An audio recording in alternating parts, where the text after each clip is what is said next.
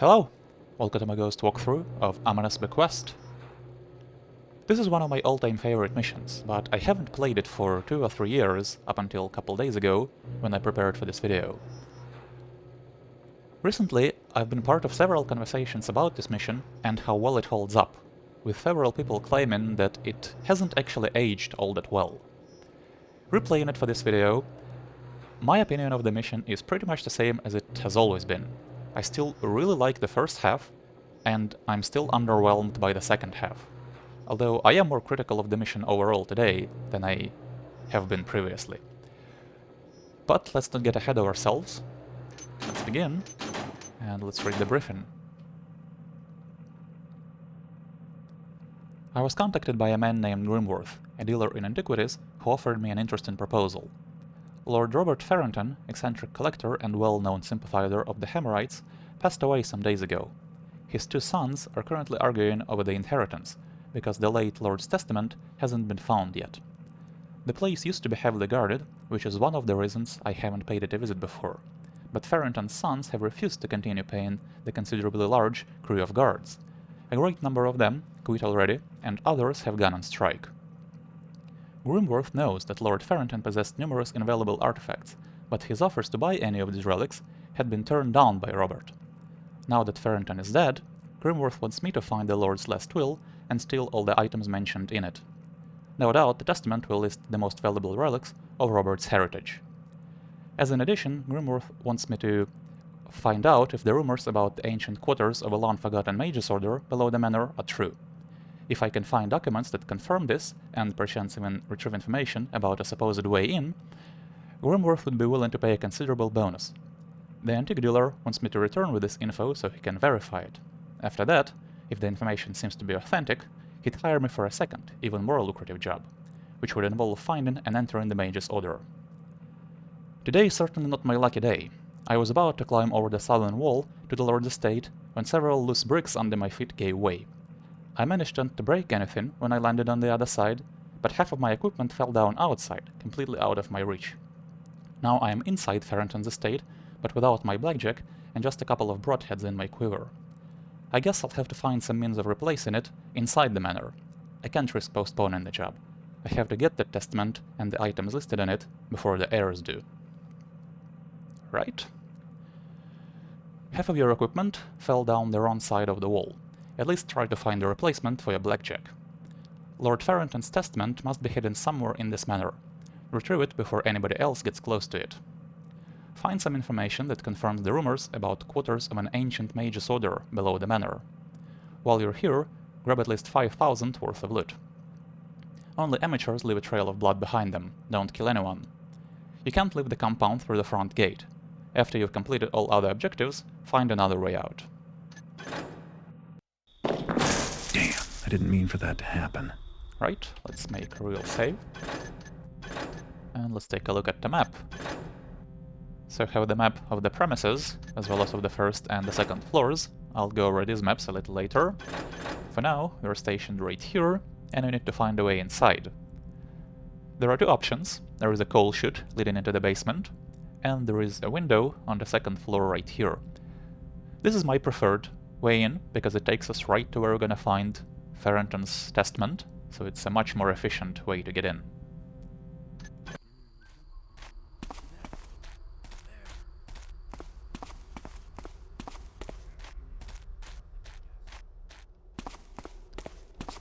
There is the coal chute, but there is a guard looking at it, so you have to break into the garden shed and activate a sprinkler system.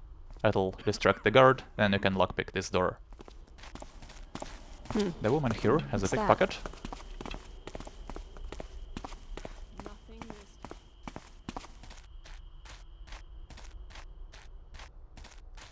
There is an archer up there, but he doesn't have any arrows to pick. And the 2 doors, back doors of the manor, are locked and unpickable.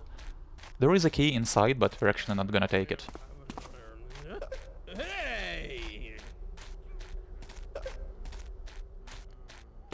And these are the guards on strike, so we'll get a bunch of first alerts from them, but it's nothing to worry about. Inside at last. So we have now entered on the second floor through this room. A short treatise on the schools of magic, Hefte Precursor Times, by Zacharias Forlorn. Apart from the well-known elemental mages, there were several smaller groups devoted to other mystical faculties. After the downfall of Kareth Din, 4 new schools came into being as additions to 4 elements: Restoration, Conjuration, Scrying, and Necromancy. Restoration, the School of Healing. The art of potion making plays a major role in the School of Healing. It is an ancient wisdom that has been passed down through many generations. While healers in Precursor Times mainly focused on restoring people's health, there are many potions which have other useful effects today. Conjuration, the Skill of Summoning. Conjuring extra-dimensional beings is an art largely lost in today's times. Summoners were quite common in Kareth Din, but nowadays such practices are denounced as pagan rites. Scrying, the School of Farseeing. It is rumored that today's keepers emerged from the Precursor Guild of Enlightenment, although such a theory is based on a rather unsteady foundation. Presumably the Scryers were the first to see the end of Kareth Din coming, but the new Emperor ignored their warnings until it was too late. Necromancy, the School of Death. Certainly being the darkest of the 4, Necromancy is a faculty very much frowned upon by the majority of mages. Not just in Precursor Times, of the raising the dead or extending one's lifespan through them considered a blasphemous act. Besides, no matter how experienced Necromancer is, only the dead know what death really means. So we have the 4 symbols right here, which aren't actually important, so don't worry about them. I am particularly fascinated by the blue torches found lit throughout the crypt. They must have been burning for centuries without the need for any fuel or air. I tried to take one of them with me for closer studies, but as soon as I moved it, more than a few inches away, it went out. Obviously these torches are magical, another hint that these tombs were built by mages. And down here, we have a switch under this table, which reveals a wire. Let me show you what this wire has to do with.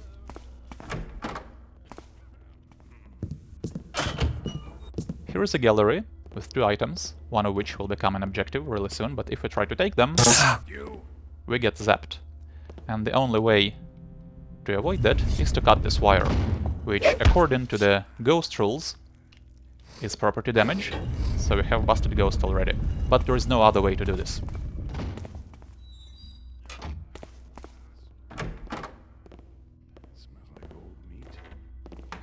Guards in this mission react to open doors, so better not leave any of them open. Washed a few days ago.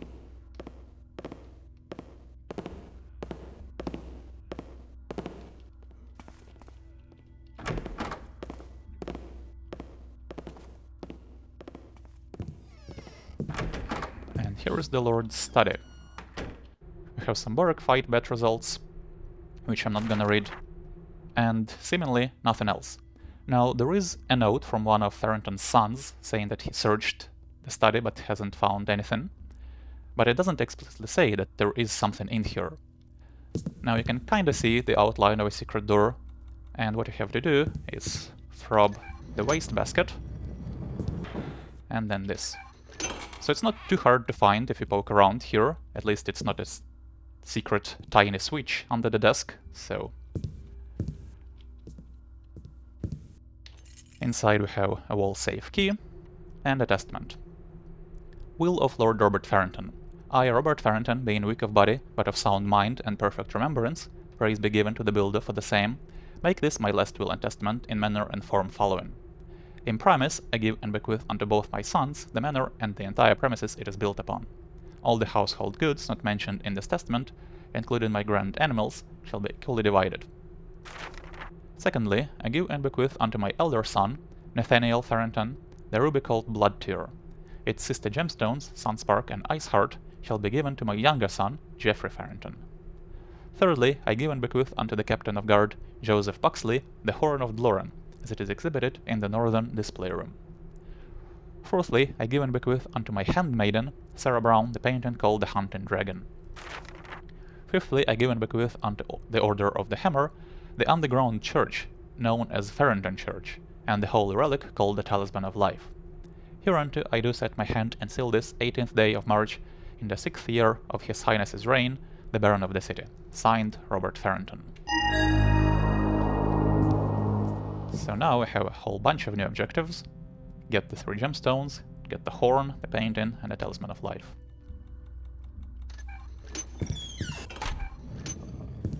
So let's make a real save here.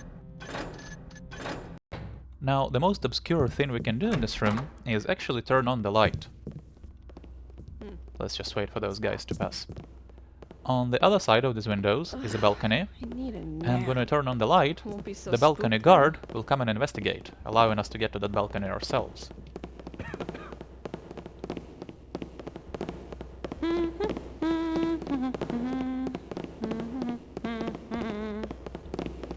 Did you hear a noise? So we have to rush here.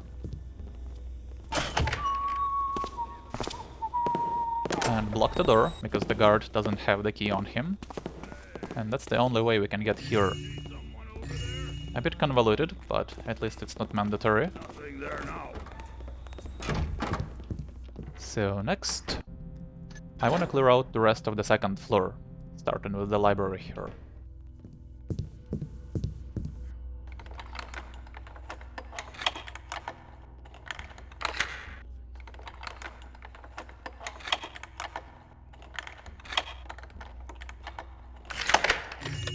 Here is a purse. And Legendary Artifacts, Part 1.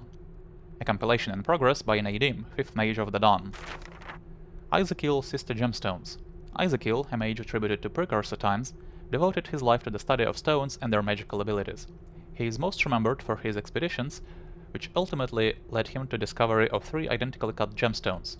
There was no doubt about the magical origin of these stones, because no precursor gem cutter would have been able to work with such perfect precision. Later, Iceheart found that they radiated waves of energy when pressurized, but his studies were ended abruptly by the destruction of Kareth Din. The sister gemstones were lost during the Cataclysm. The Xedormicost. The original purpose of the Xedormicost, a magical sword forged in the Hall of Embers, is surrounded by several legends, not few of them contradicting each other. It is believed that the weapon was formed as a counterweight to another magical artifact created at the same time. The sword glows in the dark and has the ability to damage unholy creatures. When brought in contact with holy water, the Xedormicost reacts by radiating extreme heat for a brief moment. This way it can always be released should its sharp blade be stuck in stone or metal. The sword is currently in the possession of Akrab, 7th Mage of the Dawn. Now this is a clue for something we can do later, much later actually, and a good mindset to get into when playing this mission is that pretty much every readable has a clue to something. There is another very important book up here, Vault Door Manual. Hubston and Smith High Security Vault Door, Installation and Maintenance Guide. Congratulations on your decision to purchase a Hubston and Smith High Security Vault Door. At Hubston and Smith, we strive to provide you with the very best in safekeeping and protection. Serving major customers across the city for 50 years, we have earned a reputation as an upstanding business and a renowned name in maximum security. Chapter 1, Installation. Thanks to the special alloy the security door is made of, and the reinforced concrete surrounding it, there is no possible way of entering the vault by force. Security tip number 13. Our doors are designed to withstand even medium-sized earthquakes, but be aware that large vibrations could cause the security lock to reset itself to the standard factory setting. Chapter 3, The Combination Lock. This chapter provides you with an easy-to-follow step-by-step guide on how to change your lock's combination. This is a very crucial step, and you should take it as soon as your vault door has been installed. Remove the 16 screws at the door's back to open the cover plate. Push the buttons labeled A and B simultaneously, and wait until 4 small dials appear. Turn the dials to set your new combination. Repeat step 2 and screw on the cover plate. Security tip number 32. The standard factory setting is the last 4 digits of the door's serial number. Change it as soon as possible and memorize your new combination, do not write it down. So pretty big clue right here, and the last 4 digits of the serial number are 1, 2, 3, 4. Given that this readable is crucial for mission progress, I think it should have been easier to find. It's kinda easy to miss when it's up there.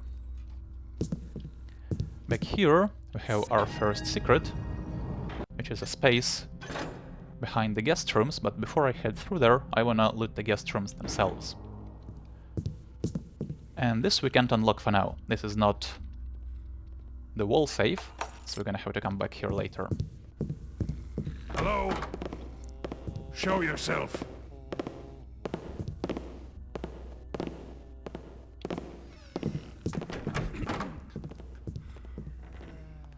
here, have a ring, and a vase. Brother Celliard and I arrived at late Robert Farrington's manor this morning. After a minor dispute with his heirs, Nathaniel and Geoffrey, we were allowed to occupy both guest rooms, since the beds in Farrington Church are already in use. As requested by High Priest Trileg, we brought 16 eternal candles from Lightforge Cathedral. Farrington Church's occasional underground winds kept blowing out the common ones. I'm trying to find some rest, but Brother Celliard's chants keep me awake. I do wonder why I can hear them coming from the western wall.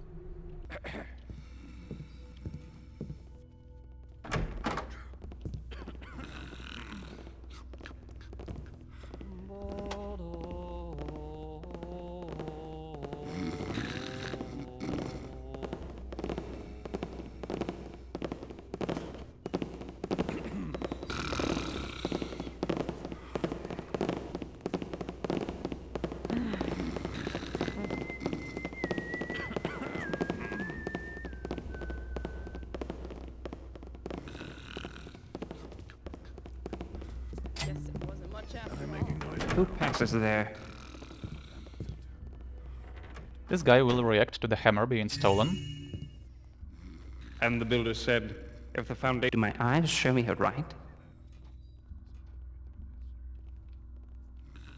A plague on these rats.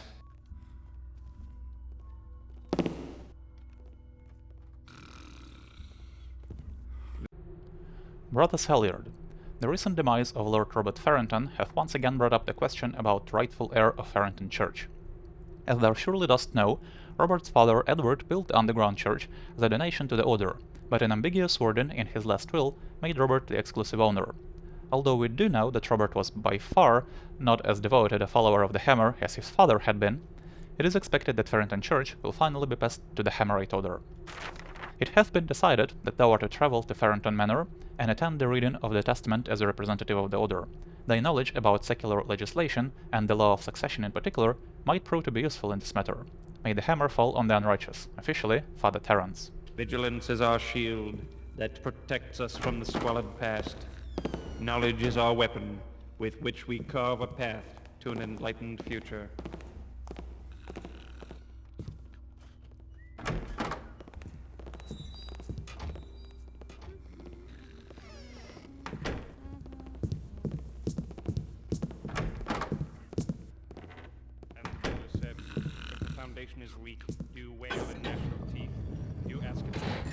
And here, I have a spice bag. So shall it be with all my children, whether they be stone. There is a coin pair up here, and under the crates, we have diary entries part 5. There is an optional objective in this mission to find all parts of this diary, and I'll read it once I have them all. Vigilance is our shield that protects us from the squalid past. Knowledge is This our leads weapon with which we carve a path to into the living room, right here. Now, this room is kind of designed to catch you off guard, because there are places here where wood will creak under your feet. Is someone there? Waking up this guy, which I don't really like, but at least when you know where not to step, you can avoid it quite easily. The bottom line is, we can't use that door. There's a vase. The Eye of Argon. Luna, she was a good girl, she's with the builder now. This guy has a purse. And there is a goblet here, total 645.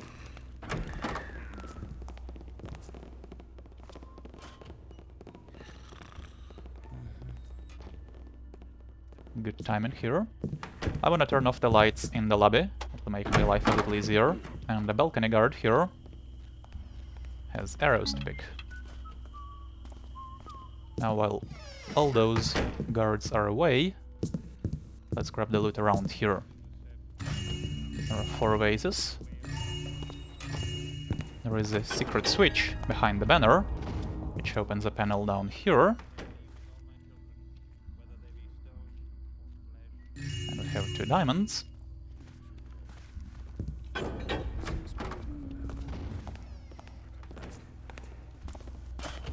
And we also have a purse on the chandelier. Finally, there are 3 vases here. These are easy to get. Total 1120.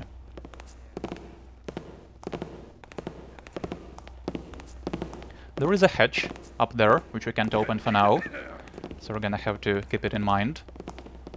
There is a bit of backtracking in this mission. Luckily not too much when you know what you're doing. Obviously, if you don't, you can run around for quite a while.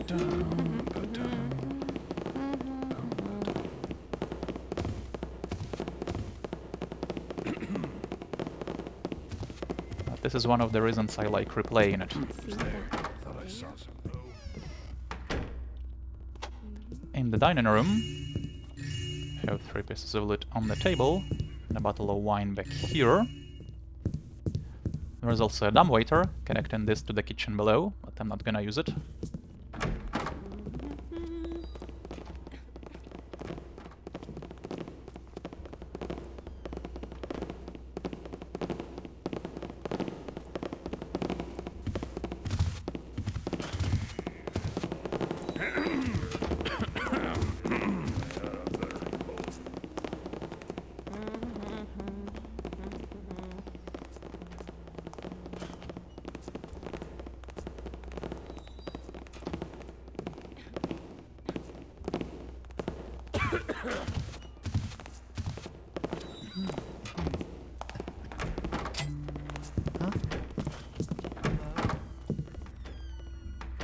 Here we have Jeffrey's note. Nathan, I searched Father's study and his office for an entire hour, but couldn't find anything remotely resembling a testament. Either the old bugger didn't want us to find his last will, or there isn't one at all. He arranged weekly barrack fights down in the arena, and from the bills I gathered, there must be quite some money around. I thought this house used to be just a vacation place for him, but it seems that he was spending more and more time here during the last few months. And what's with all those guards? He was paying more watch personnel than that paranoid bastard. Speaking of paranoia, apart from the 2 exhibits in the showroom, I haven't seen anything that looks particularly valuable.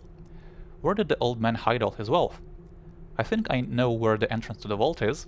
In front of that frightening death statue, I stumbled over the trapdoor. The plaque at the statue must be a clue how to open it, but I haven't figured it out yet. Maybe it has something to do with the glass windows in the elevator shafts. I was too tired to try anything. It'll have to wait until tomorrow. I'm going to spend the night at Thornsworth, since those arrogant hammers are still occupying the guest rooms. Don't you dare take anything for yourself while you're alone in the house. Just because you're 2 years older doesn't mean you're entitled to a larger piece of the cake.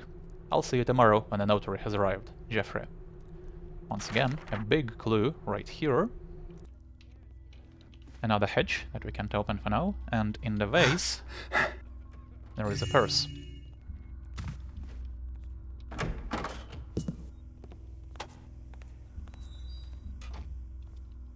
Now I know those 2 guards will be coming this way.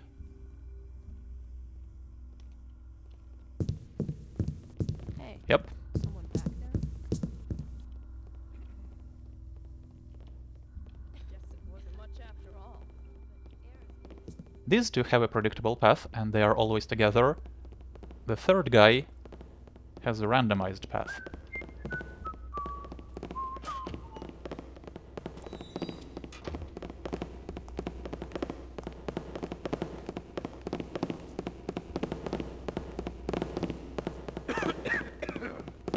I'm not sure where the 3rd guy is. Just my imagination, I suppose. Nothing here now.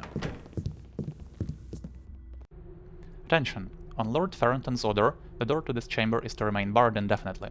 No one is permitted entry without the explicit instruction of the Lord. Furthermore, do not try to relight the malfunctioning gaslight. It will be replaced in the near future. The Captain. Got some very unpleasant noises behind the door. This door we have to pick.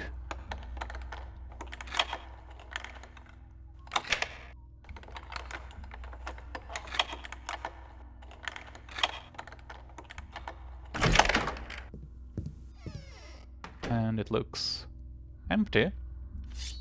Now behind this banner is a lockbox where we can use the wall safe key, and it reveals a switch. We don't actually have to cut the banner. We can do it like this.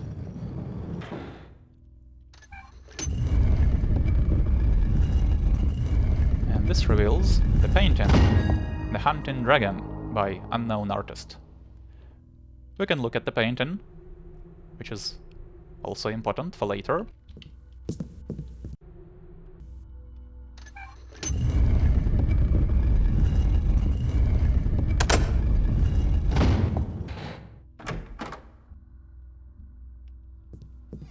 So one last hatch here. Now we can grab these two items. There we go, so now we have the painting and the horn.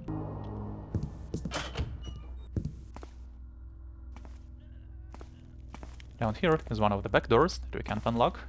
There is also a coin pair. Total 1365.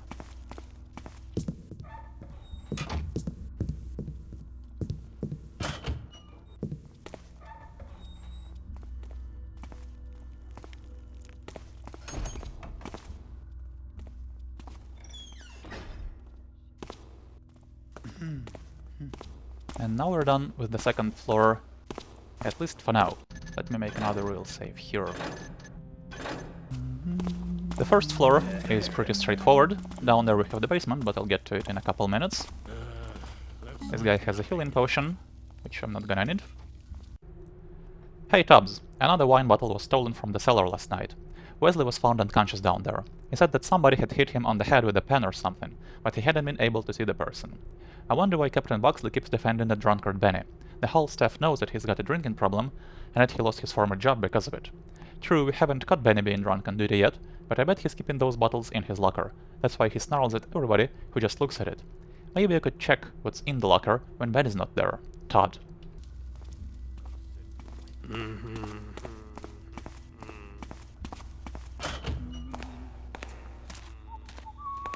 This is the captain's room. The door is locked and unpickable, and that room is actually a completely optional area. The only way to get in there is to find a secret, and I'll do it a little later.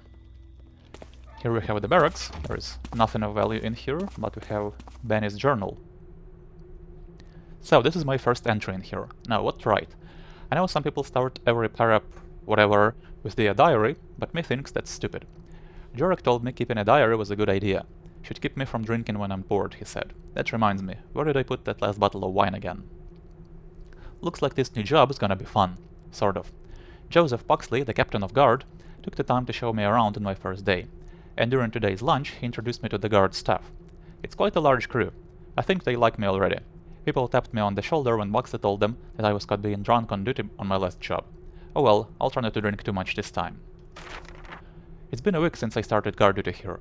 Looks like I finally found a job that lasts longer than just a few days. Every morning the captain gives patrol routes for everybody to keep the manor safe against thieves. Today I had to guard the banner. That was strange. Boring, boring, boring, boring. I'm still bored. I wonder if the Lord keeps some good bottles of wine in his cellar. I can't get into that stupid uniform. My colleagues are taffing at me, but I swear it's not my waistline causing me trouble. It's the damn laundry. They probably kept my uniform in the water for too long, and now it's shrunk into sizes at least. I have to keep the buckle of my belt open, otherwise I'm unable to breathe. I don't like walking past that barred door. It gives me the shivers. On my last patrol, I thought I heard some strange noises coming from it, but the room behind it has been empty for years. Something to do with the Lord's mother, the others told me. When I woke up today morning, the house was shaking. And no, it wasn't because I had been drinking too much the night before. I haven't touched a drink for a long time. But anyway, it was an earthquake, strong enough to make the swords fall out of their racks. Something to do with the crypt below the manor, Buxley told me. Sad news. Lord Farrington died yesterday. He suffered from a sudden heart attack while he was having some business in the city, Cavill told me. They brought the coffin with the body this morning and put it into the family crypt. I'm glad somebody else had to do the death watch. Those old corridors are spooky. Guard duty goes on as usual. Farrington's 2 sons will arrive here tomorrow. Today I caught Tubbs staring at my locker. That stupid Taffer has some nerve. I told him to get away from my stuff and mind his own business. Since yesterday, several bottles of fine wine are missing from the cellar, and just because they know about my little drinking problem, they think I did it.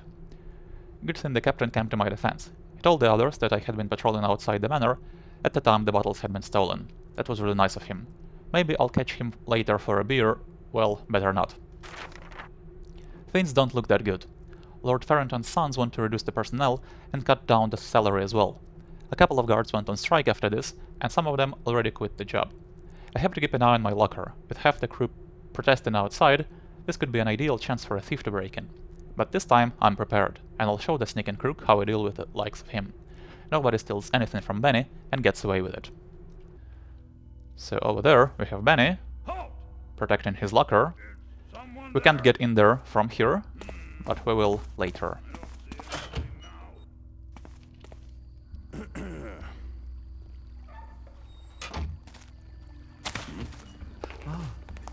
Who made that noise? Who's there? Guess it was nothing. Hello? Let's get this guy's arrows. And here we have a greenhouse. This is what's called a sponge. See sponge, do not touch. And we have gardener's notes. Although sponges are still considered plants by scholars, I have evidence that at least this specimen is closer to an animal and still very alive. After being kept dry for several weeks, it reacts quite intensely to any water contact. Provided with enough liquid, it can soak up several pints in a matter of seconds. Apparently, its reactions vary on the quality of water as well. When I put it into a bucket with soap water, it completely repelled the liquid. I wish I had some holy water. I'd love to see the sponge's reaction. I have to go back to the seashore one day and search for more specimens. So once again, this is a clue. The gardener wants to use holy water on the sponge, and indeed it's something you have to do later, and I didn't get it on my first playthrough. I had the sponge for a while and couldn't figure out what to do with it, so I'll talk more about this a little later.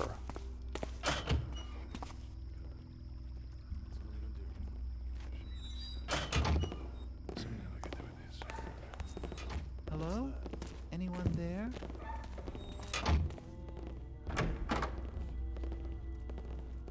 Here, only the rightmost footlocker has anything of value.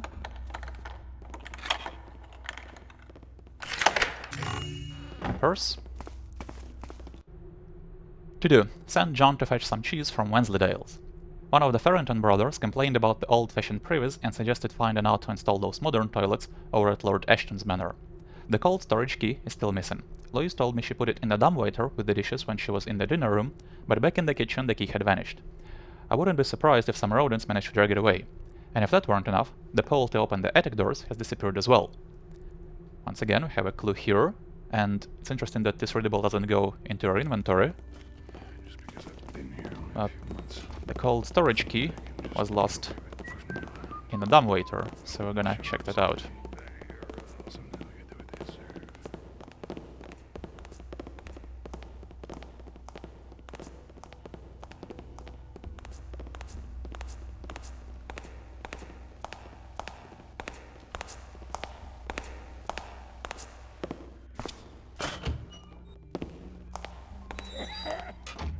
Okay, let's wait for that servant.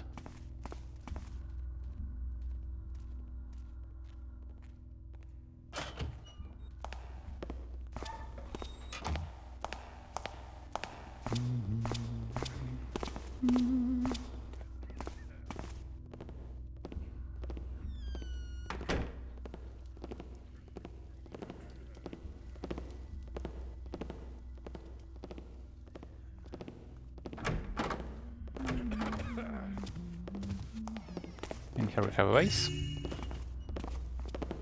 And there is a statue on either side of the lobby.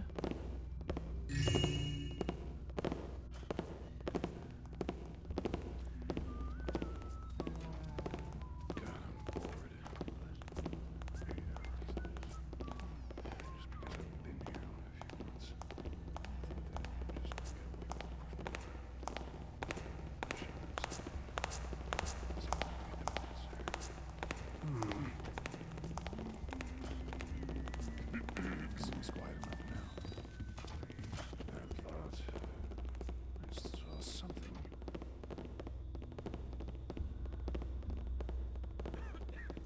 Rocks are nice. Blue rocks are the best. Brown rocks, definitely great. Blue rocks are. Go, total 1570. Rocks don't take your best boots. Can't lie. In this room, we have the house key.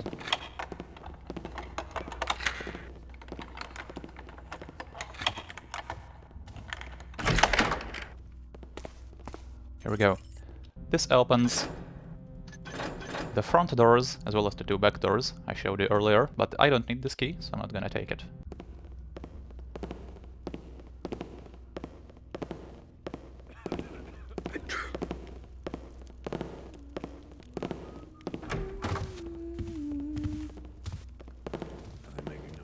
Finally we have the kitchen.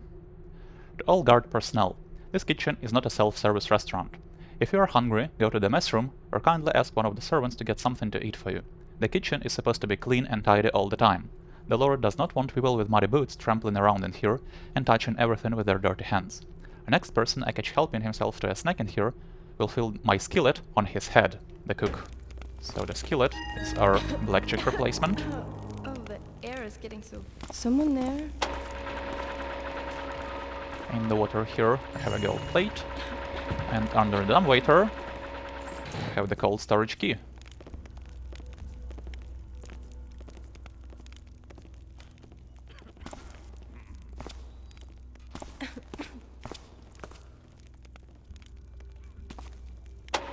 There's also a gold goblet on the counter here. And now we can go down to the basement.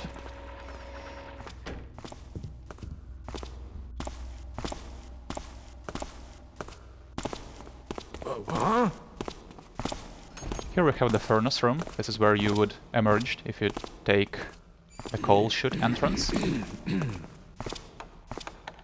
Here is the wine cellar.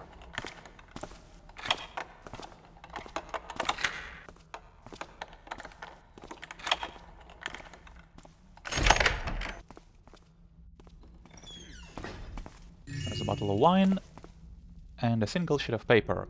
When 8 switches are blocking your way, look to the stars for guidance. Only then will you find the rest of me. It's quite obviously a clue, and I don't know who wrote it or why it's here. Kinda feels a little random from the in-world perspective.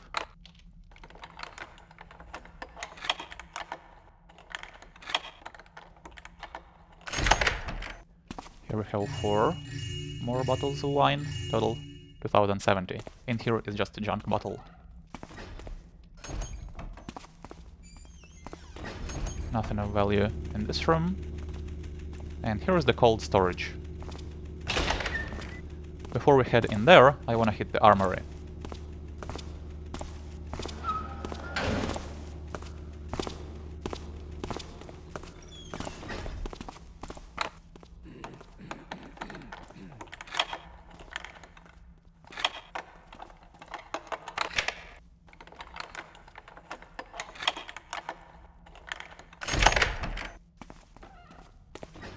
Right here is a coin pair, and we also have some water arrows, some rope arrows, and some fire arrows. All of those we're gonna need.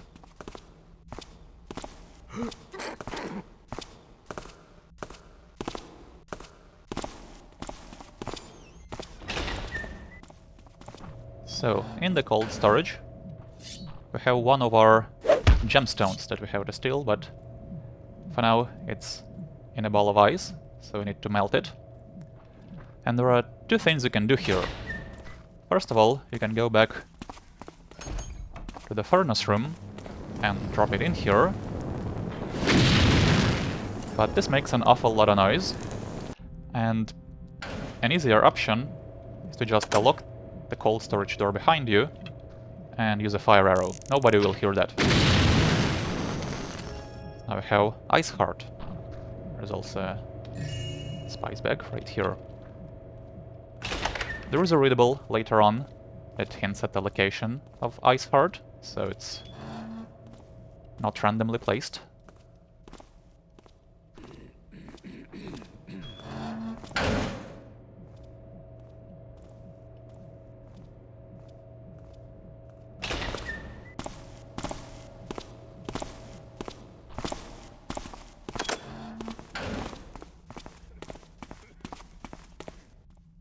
Barrack stables. Keep this door locked.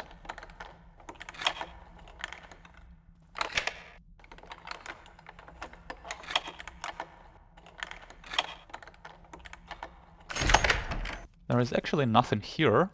No barracks either. You can call an elevator, but you can't open this portcullis. So there is nothing we can do in this room for now. What's that? And this shadow takes there? us back here. Here. Going out.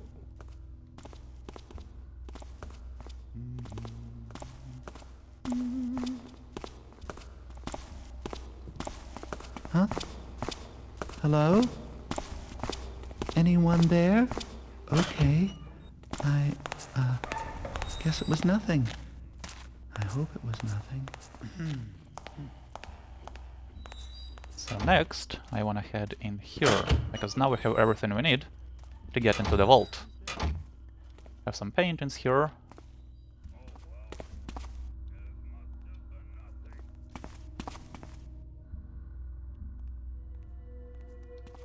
And let me make a real save here. So this is the statue that Jeffrey's note mentioned. It has a plaque: help the seedling grow that just broke to the surface, and light the way for the one who has left this world. Now Jeffrey's note states that this probably has something to do with the glass windows in the elevator shafts. And there is a water and a fire arrow here, which could be a hint to you needing to use these arrows, but I'm not sure how well it comes through. Basically what you have to do is use a water arrow on the picture of the baby,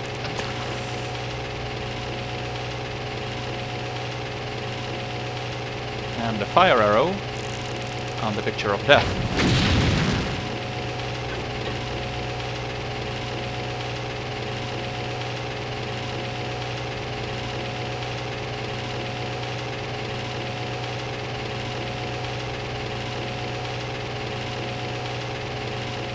And now this is open.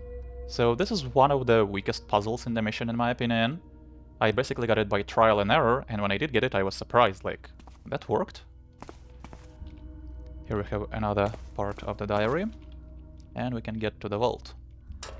Now, the vault door manual states that the standard factory setting for the code is 1234, and that the code resets itself after an earthquake. Now, we read in Benny's journal that there was an earthquake recently, but even if you don't know that, why wouldn't you try 1234? Maybe Lord Farrington never changed the code.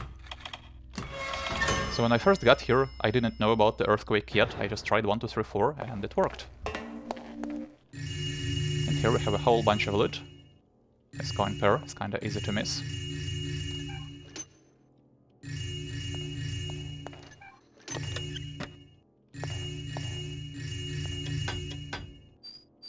There we go, total 36.95. This we have to pick.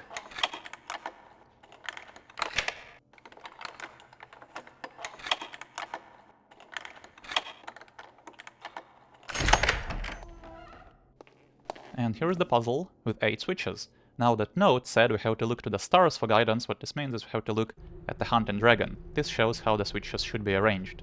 So the ones on the left side are as far away from each other as possible. The ones on the right side are very close to each other and are all in a straight line. And the ones in the middle are symmetrical, so either this or this.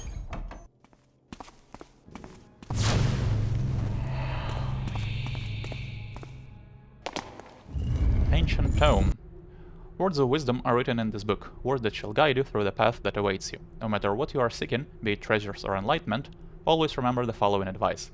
When trapped in a corner, the prey shall be the one to signal the beginning of the hunting season. The rising sun will be its refuge. This is a clue to something you can do later, but there is a much better one. Here we have the crooked pole, so now we can unlock those hatches on the second floor.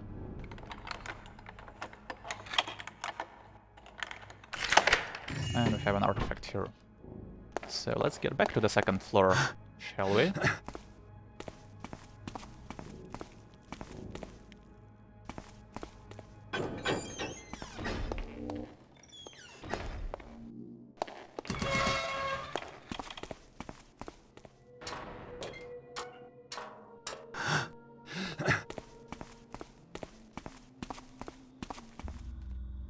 Is someone there?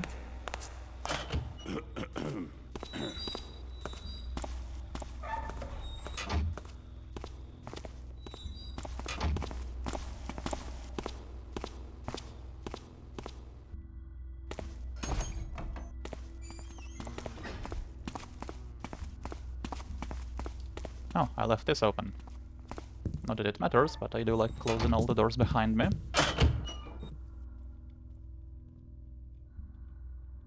So this hitch doesn't really lead us anywhere. But we have a piece of loot here. A tiara.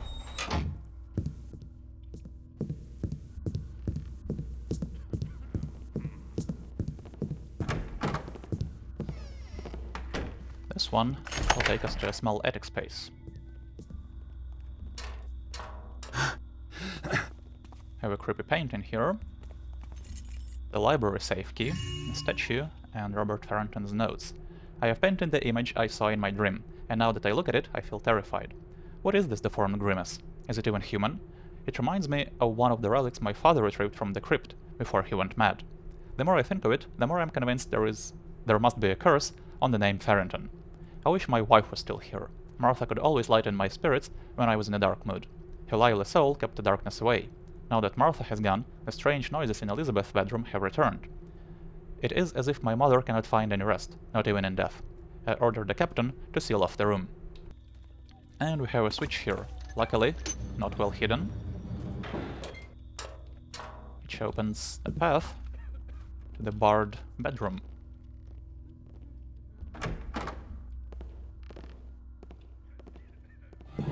So this must be Elizabeth. I remember now, I am a descendant of him, and this is why I have been feeling his presence. A century ago, he visited my grandmother and gave her a child in her sleep, a daughter she always thought she had conceived from her husband. He planned to take her daughter away once she would turn 18, but his plans were foiled. Now he wants to use me for his evil plans. He has been influencing my husband, and his eyes are focused on my son as well. I even know his name, but I dare not write it down. I try to be strong to withstand his whispers, but I feel there is only one way I can lift this curse from my family, and this way I'm determined to go. I hope one day my husband and my son will understand my actions, Elizabeth. So we can move the sofa out of the way. And here is a tiny switch, but all it does is move the gallery walls. So in case you left them in a down position, you can raise them up without needing to go back to the gallery. And here is Sunspark. It's very hot though, so you need to use some water in it first.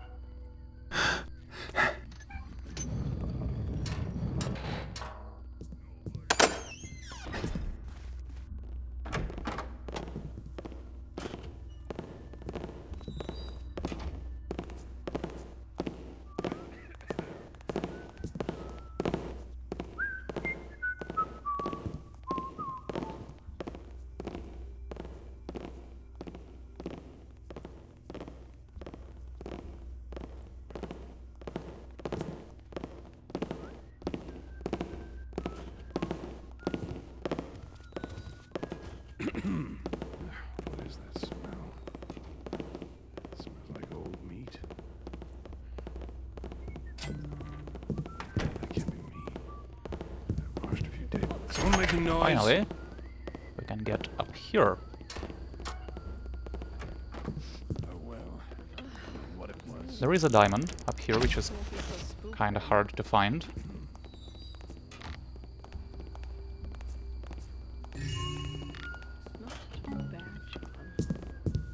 And there's a gold goblet here as well. And this is Edward Farrington. Many pages have been ripped out of this book, and only the last few have written in them. So this is Edward Farrington's diary, and we get an optional objective. Looks like Robert's father, Edward, had some dark secrets. Try to find all parts of his diary. Here is attic windows key, with which we can access the other side of the attic. Gold candlestick here.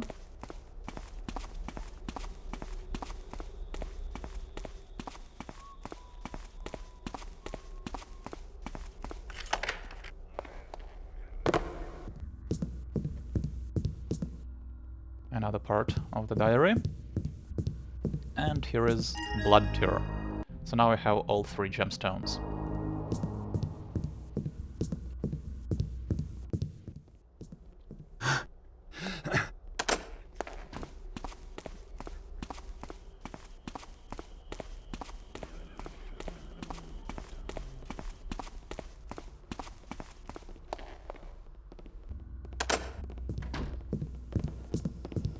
Right, let me save it here.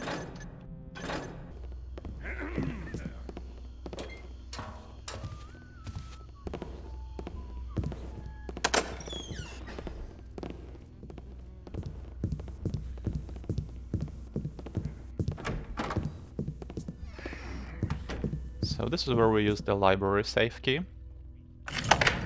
And inside is a coin stack and the letter. Honored Lord Farrington, as an expert on the history of the Dawn Order, I can say with utmost certainty that the horn you gave me to identify once belonged to Dloren, second mage of the Dawn. The mages of this order devoted themselves to finding answers to life's most fundamental questions. They lived underground, totally secluded from the outside world, and studied for many generations. There is not much agreement as to why the order was abandoned, but fact is that mages decided to seal off all entrances to the order's halls and leave everything behind. It is known, however, that there is still one accessible entrance, which is marked by the Dawn Order symbol, a sun rising from the sea. The location of this entrance is shrouded in darkness, but it is said that it can only be opened by the call of Dloren's horn, the very horn that is in your possession, Lord Farrington. It is a relic of inestimable value, and I would be very intrigued to know where you acquired it, if you forgive my inquisitiveness. Humbly yours, Antiquary Wayland Smith. So this is a clue to the same thing that the ancient tome was telling us about, except in a clearer way. And now we checked off this objective, and we have everything we need from the manor. But there is still the optional objective, and one last secret here to find. So let's do that. Someone making noise?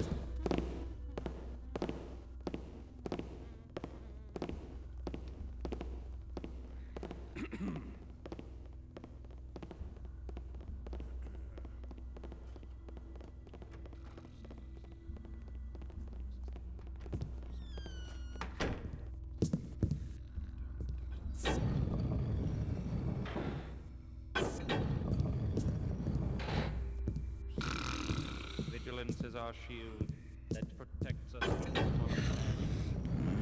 Our weapon with which we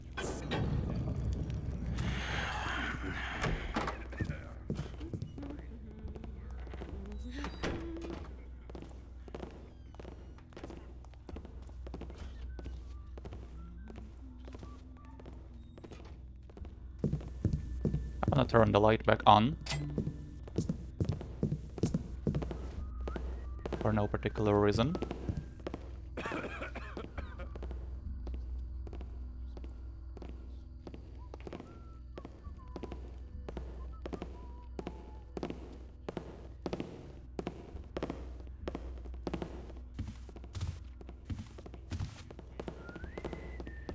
And the last secret is found in here. Here we have a chest.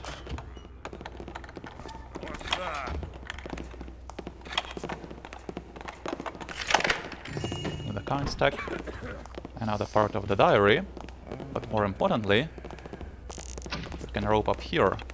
Kind of a secret within a secret. And there's quite a bit of stuff to find here.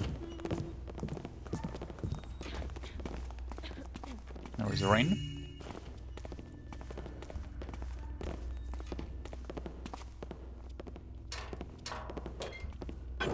This leads back to the furnace room, while this takes us to the captain's room. Hello? The captain Anyone has there? captain's safe key, which I'm gonna need, and on the bedside table in the bedroom is the captain's room key, which unlocks this. I'm not gonna need that.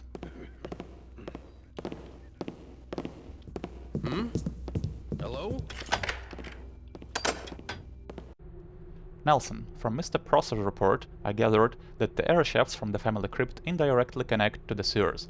This represents a vital security hole, since a thief could enter or leave the Farrington compound through the public sewage system. See to it that the switch controlling the ventilation hatch is relocated to a lockable room nearby, Captain Buxley. And in the safe have a bunch of bottles of wine, a purse, and the captain's letter. Is someone there? Dear brother, everything is going as planned. When they noticed the absence of several expensive bottles of wine, everybody accused Benny of stealing them. I even had to defend him, otherwise they'd have thrown him out by now. There are still 2 more 38s and a particularly valuable 41 I need to get out. Then I'll put one of the cheaper bottles into Benny's locker and blow the whistle on him. He'll end up in one of Craigcliff's fine cells, while we'll have a drink to our illy earned wealth. I'll see you next Sunday at the Crippled Barrack Inn, Joseph. And we get another optional objective. Find a way to let Benny know what the captain's after. So I'm not sure why Garrett cares about helping Benny, but sure, we can do that. Nothing. It would have made a bit more sense as a hidden bonus objective. Rocks are nice. Blue rocks are the best. Brown rocks, definitely gray rocks. Don't see many blue rocks around. Conveniently enough, the other side of this crawl space Don't take the best blue. leads to the barracks. So this is the last part of the diary. Now we have Edward's diary complete, and I'll read it shortly. And here we have Benny. So inside his locker is just a bunch of donuts, but there is a coin pair underneath them. And we can drop the captain's letter in here. And this completes the objective. So both optional objectives are now done. And at this point we're definitely done with the manor.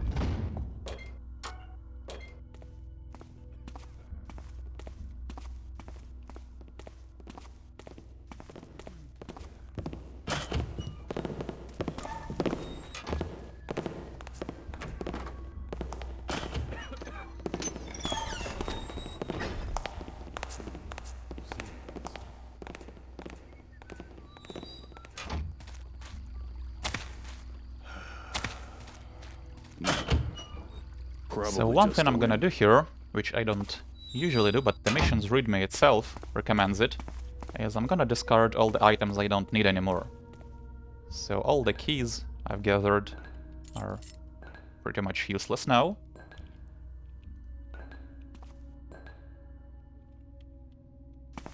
This single sheet of paper I don't need anymore.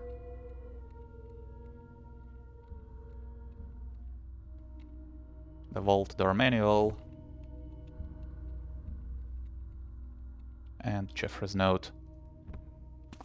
Because the inventory can grow to an unwieldy size in this mission. Now let's read Edward's diary. Amazing. I just received a report from one of the men working on the sewer extension underneath the manor. Apparently, there is an entire crypt, probably reaching back several centuries, right under our feet. I knew there was something mysterious about this house, but if I hadn't agreed to Elizabeth's suggestion to move into her father's manor and live here, who knows who would have made this sensational discovery. Yesterday I checked the municipal archives to see if there was any information about ancient crypts southwest of the city, and could not find the slightest hint. It must be true then. These corridors haven't been visited since the day they were sealed off. Dear Elizabeth suggested reporting this remarkable find to the historical museum, but somehow I find the idea of doing some exploration on my own very intriguing. A feeling of euphoria and restlessness prevents me from getting any sleep. I can literally feel the lost relics calling me, waiting down there just to be found. Although it is not precursor, this tomb is certainly very old. Some sections are in bad shape, probably due to earthquakes. Many ceilings collapsed long ago, and from time to time I can hear grinding noises coming from behind walls during my explorations. I better tread carefully, lest I get myself trapped in a cave-in. The crypts are unusually empty, although they haven't been touched by any grave robbers. Most coffins lack any customary grave trinkets, and some of them aren't even occupied. I found a few artifacts, amongst them a couple masks which curiously are precursor, and several old books from the so-called Order of the Dawn. Could this be a mage's tomb? I know there is something very valuable down there, I just have to find it. Builder, forgive my sins, I beseech thee. Lead my misguided soul back to the righteous path of the hammer. Every single night I wake up bathed in sweat. How could I have been so impudent and foolish to think I could just plunder the crypt without upsetting the peace of the departed souls?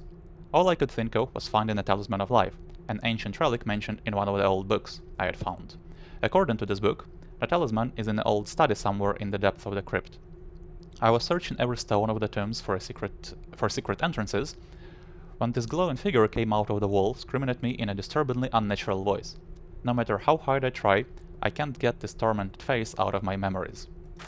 The apparition stared at me with these black holes where once had been eyes, and told me not to continue searching for the Talisman of Life unless I wanted to raise all the dead around me. The next thing I remember is that I was getting back to the surface, my throat feeling sore from screaming all the way up. I submitted my proposal to the High Priest today morning. As expected, they acted rather reluctant and skeptical, but I am quite confident they will reconsider as soon as they see the underground hole. It is indeed ideal for a Hammerite church.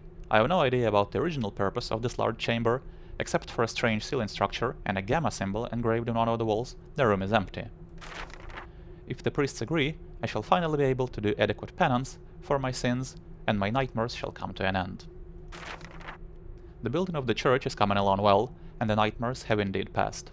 I'm trying to forget what has happened, but there are times I feel a strange urge to continue my explorations. I won't ever put a foot into these cursed crypts again. I gave the Hammerite Order allowance to rebuild them for their own needs. The sooner the builder hollows this godless place, the better. Builder be praised, we have a son. It is very hard to put my joy into words.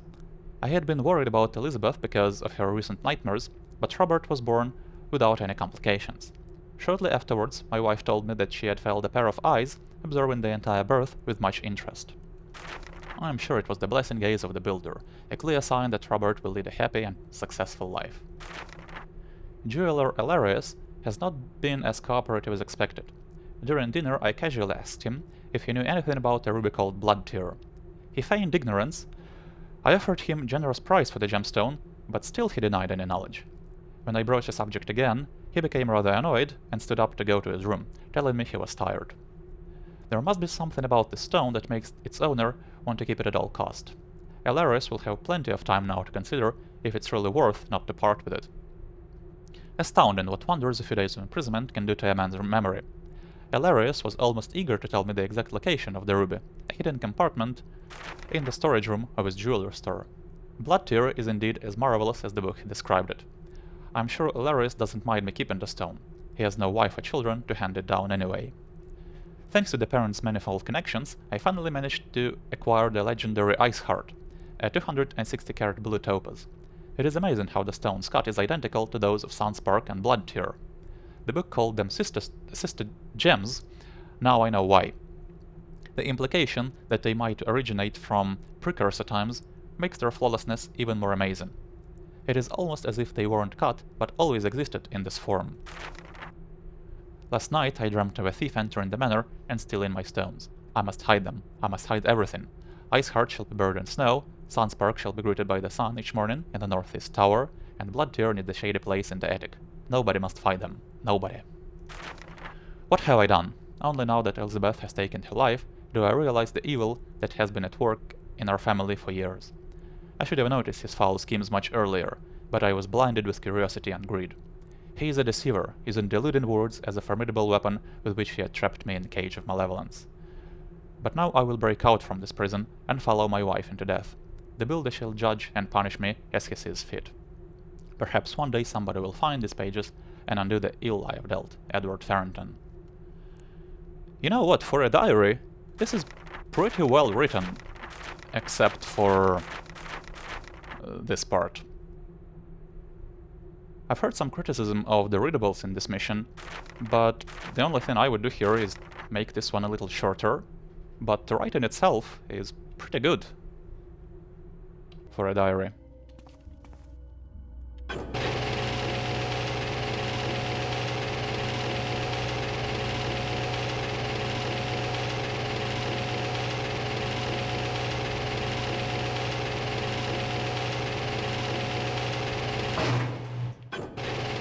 Right, time to head underground.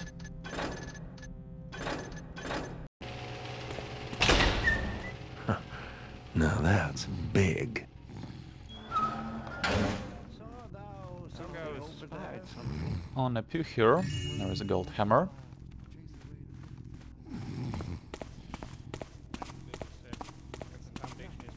This door we won't be able to unlock until the very end of the mission. Nay, you tear it down and begin anew. So shall it be with all my children, whether they be stone or flesh. It was only rats, in truth. And in here we have another diary. Journal of Brother Sorvan. As graduate head engineer of the Hammer, I have been assigned to verify that the recent tremors close to Farrington Church did not cause any dangerous structural damage. Words cannot describe the awe I felt when I first entered the underground church. It is a marvelous place, an adventurous work of architecture and a great house of the builder. Sadly, it is still in possession of Robert Farrington, and he rebuilt part of the crypt for his own profane entertainment. No doubt the builder doth look down on Robert with disapproval for not passing his father's life work to the Hammerite Order. We are merely tolerated as guests in this sacred place, and we are only allowed to enter Farrington Church through the east entrance. In my opinion, Robert deserves to feel the hammer of righteousness, but High Priest Trillig is a forgiving person, and he doth believe that the builder himself will eventually carry out proper judgment. While the halls of the church seem to be fully intact, I cannot say the same for the crypt. I suspect that the sewers nearby dampen the rock and slowly cause it to disintegrate. I was taken aback to see that the Farrington family crypt is situated in this potentially unstable area. High Priest Trillig informed me that the stone coffins had been moved to this cramped place 20 years ago, when Robert Farrington had decided to remodel the original family crypt. I cannot help but wonder at this man's motives. What a discovery! A minor earthquake this morning caused the wall in the crypt to collapse. Behind it we found a hidden doorway leading to a completely unexplored area. We have tried securing the new section, but the structure is highly unstable. At Brother Drainer's urging, we installed the metal door to prevent anyone from accidentally entering the insecure area. Just before we locked the door, I found scriptures at one of the walls. It seemed that a mage lived down there ages ago, and that his study has not been entered since his death. I asked High Priest Trillig's permission to perform further explorations, but he called me a too curious and impatient child. I just woke up from a disturbing dream. I was at the entrance to the unexplored part of the crypt when suddenly a metallic mask appeared. It whispered to me that I had to help finish what had been started many decades ago. High Priest Trillig still wants us to stay away from the new section as long as there is imminent danger of another collapse. I know he does not share my excitement about this discovery, but I cannot wait any longer. I must see what's down there tonight. I do wonder what it was, but it seems gone now. Vigilance is our shield that protects us from the squalid past. Knowledge is our weapon, with which we carve a path to an enlightened future. Nothing. Stand forth and speak thyself if thou be there. So here is the High Priest's room. And here we have a gold hammer, total 5020, and we checked off our loot goal. Brother Sorvan again insisted on exploring the newly discovered part of the crypts below. I rejected his plea, but I doubt he will let this matter rest. He is too curious and disobedient for his own good. The builder shall punish him soon. This place was never meant to be the house of the builder. A constant feeling of anxiousness robs my sleep, although my brethren do not seem to sense the evil enclosed in the walls around us. Doubt is known at the foundation of my beliefs, doubt about the principles of the hammer itself. Is it not a tool whose handle is made of wood? How can we allow a product of the trickster's followers to befall our most sanctified symbols? I do not think that the holy water is supposed to flow in these cursed halls. Thus I went into the sewers and switched the fountains to normal water. Brother Sorvan is dead. His curiosity drove him into the crypts, and a sudden tremor made him fall to his death. He was a fool, and he left this world as a fool. I am now keeping the key to the crypts in my quarters. So if we use the hammer, Is that access thou, the secret friend? room, get the crypt key, and we have a letter. Dear friend Rillig, the builder himself is indeed pleased with thy decision to join the newly founded Mechanist Order and to spread the word amongst thy brethren. We are still a small group of progressive individuals, but our organization is growing rapidly. As for thy question about my motives to establish a new order, while I do not claim that the Hammerite Order is wrong in all its guidelines, I had come to realize that some of its principles are awfully contradictory. The finest metal gear is of questionable use when it is turning in a case of wood. From what thou hast written in thy last letter, I see that thou didst recognize such inconsistencies as well. Again, let me welcome thee as a new member of the Mechanist Order. As soon as thou hast completed thy remaining tasks here, thou canst at last put down thy old Hammerite robe and get back on the true path of the Builder, Father Karras. P.S. With this letter I sent the 7 announcement scrolls that thou canst use to raise awareness over order in the streets of the city. That's really cute.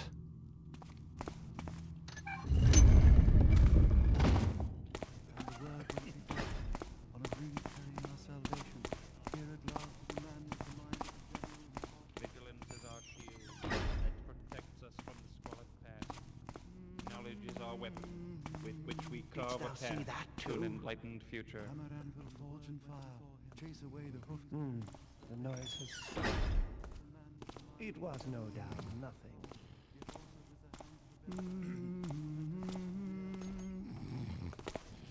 Has someone come? And the builder said,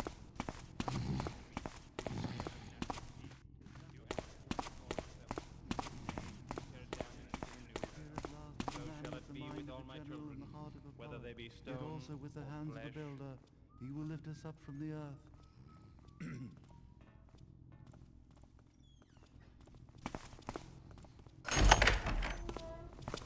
Let's read this. Attention! Due to recent cave-ins in the ancient sections of the crypt, the entrances to remain closed and locked until further notice. The key is currently in possession of High Priest Trilig. In case of urgency, thou canst ask him to open the entrance for thee, but keep in mind what has occurred to Brother Sorvan. An additional key was given to the late Lord Farrington's death watch. P.S. Brother Sorvan's body will be retrieved as soon as there is no more imminent danger of another collapse. Vigilance is our shield that Chase away the protects us from the liar, squalid past. gruesome doorway, block and Knowledge is beam, our weapon chase the trickster with which from we our carve a dreams. path to an enlightened future. Identify forth thyself. and speak thyself someone if thou there? be there. It was just a wind. That guy has another key. And this door we have to pick.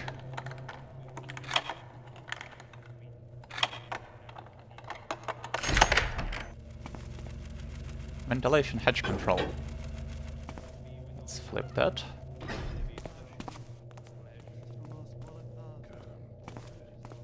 Here we have a diamond.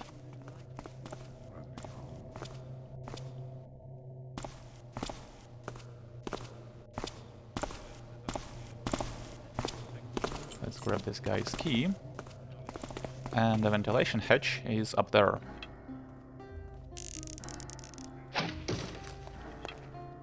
Here lieth the body of Lord Robert Farrington. Though he has left this world, his bequest will live on eternally.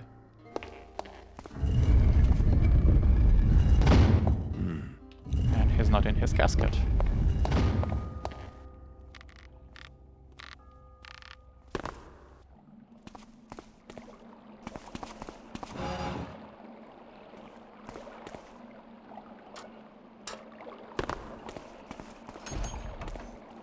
So here we have church fountain's water supply, secondary pipe normal water, church fountain's water supply, primary pipe holy water. So this bit confused me on my first playthrough. What pressing this button does is turn the water in the church into a holy water fountain. It's a little strange that there is a room in the sewers where you can switch the type of water, but we now have access to some holy water.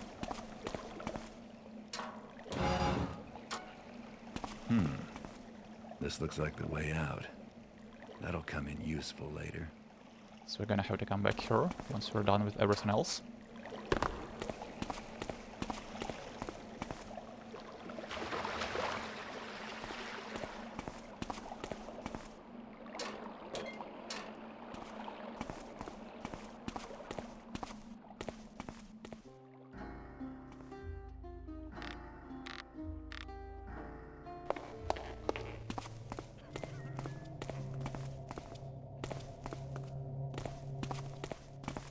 Over here we have another secret.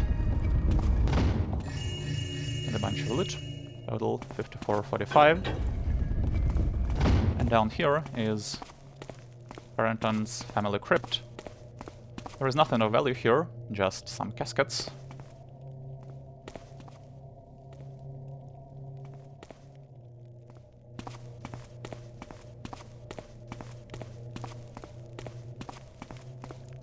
So let's get back to the church And now that we have access to holy water, the sponge comes back into play.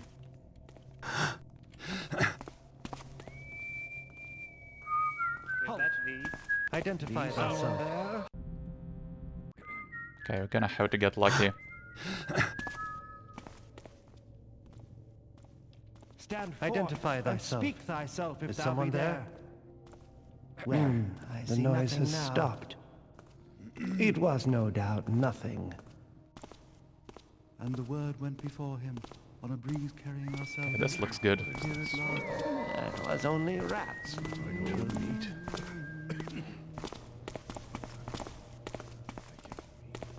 So how to use holy water on the sponge, and we have to do it in a secluded place because it makes a bit of noise.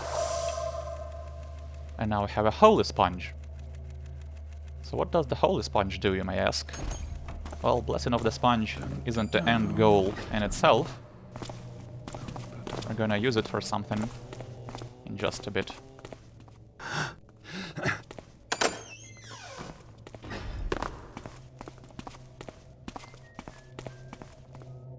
Finally, let's pick the lock on this door.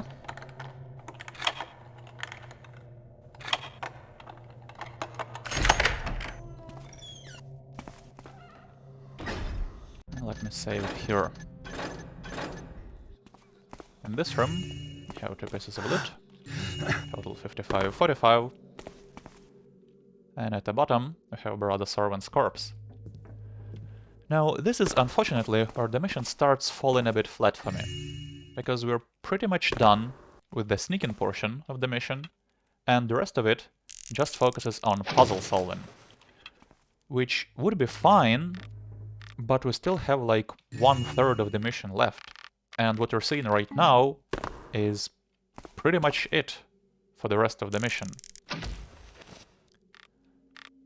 So on my first playthrough, I didn't mind it too much because all of this was new and fresh to me.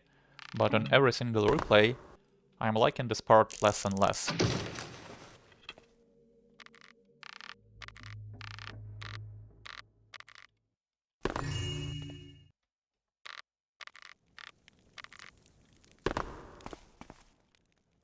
Brother Sorven's last note. O Builder, forgive my foolishness. I did not heed the High Priest's warnings. Now I am dying here, and I do not think rescue will come in time.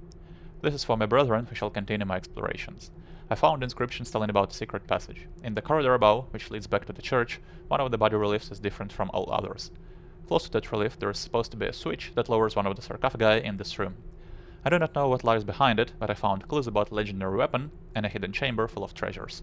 The world around me is a blur. I can This last bit was unnecessary.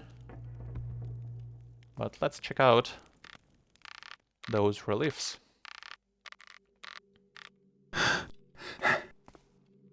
So the one that's different from the rest is up there. It's facing the other way. And behind this loose stone we have a button. So that sarcophagus has moved down. And we can access a secret area here. Now, I say secret area, but you actually have to come here to finish the mission. But we don't have to come here right now. You can do this later, but I mean, might as well do it right now.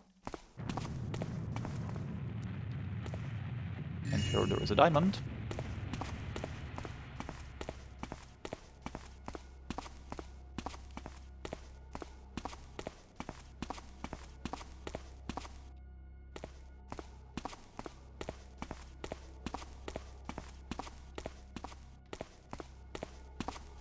And here we have that sword we read about, Xedormicost. And on my first playthrough, I couldn't figure out what to do here. So the tome said that it reacts intensely to holy water, and then it can be pulled out from metal or stone. But there are no holy water vials in this mission, and there is not enough time to carry holy water arrow from the church here. So I couldn't figure out what to do, and I did have a sponge, but I didn't understand why I have it. So I needed a hint here. And when I read a little further about what the sponge does, it all finally made sense to me. But I do think this is the worst puzzle in the mission, because it's way too convoluted and it's spread around the entire mission. The clue about the sword and the sponge itself are found all the way back in the manor, and then you have to bless the sponge in the church and bring it all the way here. It's very easy to lose track of what you're doing. There are too many steps. But what you do is throw the sponge like this, and when we take the sword, an apparition is gonna spawn right behind us. So we can hide here. It's a little bit cheap, but if you know he's coming, you can avoid him quite easily. And I don't need the sponge anymore, so I'm just gonna leave it there.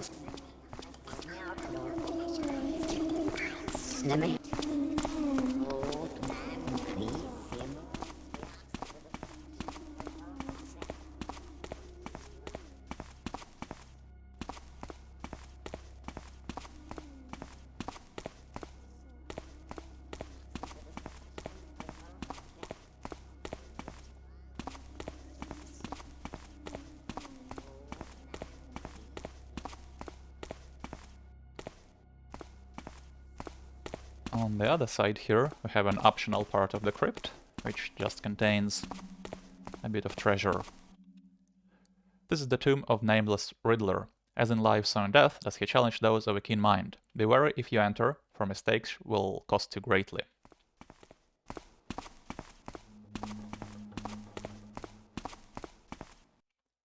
Progress comes to those who listen. When a light goes out, a tear goes up in flames. Only once man shall triumph over gravity. Okay. So this pillar makes noise, and we have a switch here.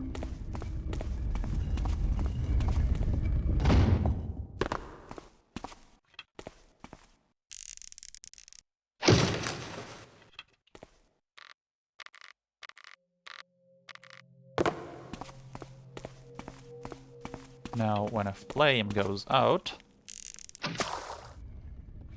a tear goes up in flame. Now this statue moves out of the way. The last bit is kinda confusing, because it does say, only once man shall triumph over gravity. Now here we can triumph over gravity, but the first time I got the impression that you can only do this once, but no, this invisible bridge will stay here for the rest of the mission. What it does refer to is the next room, but there is no triumphing over gravity here. This black stuff is non-solid and you'll just fall through it if you step on it. And here we have a whole bunch of loot.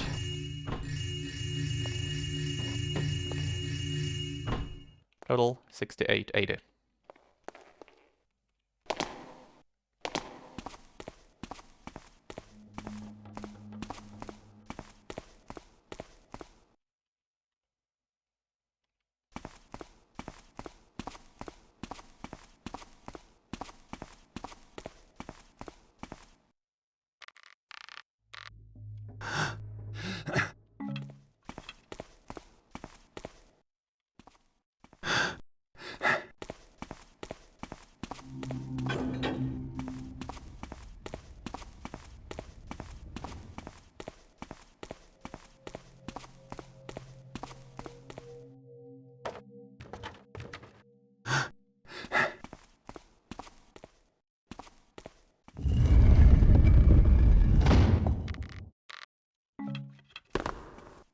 Right, now I can continue with what's down here.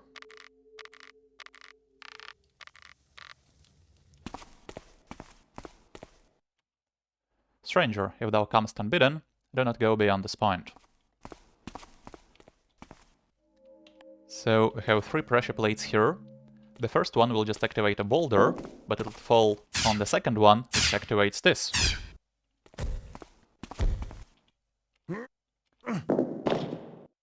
And the third one will activate traps from the other side, but you can duck under them. Here we have 3 pieces of loot.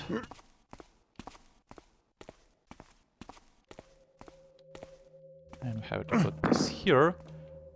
But if you just stand on this, there is not enough time before the portcullis closes. We have to find something else.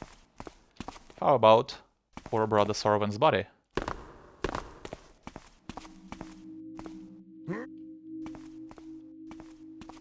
I think once you get past here, all the traps deactivate. So you can step on this now.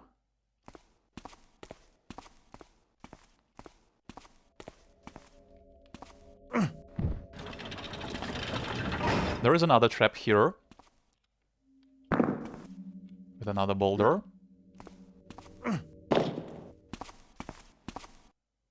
Only an offer of dead flesh shall grant the entrance to my study. Alright. And you have to drop the body on the plaque here, not right in front of the door, because that won't work.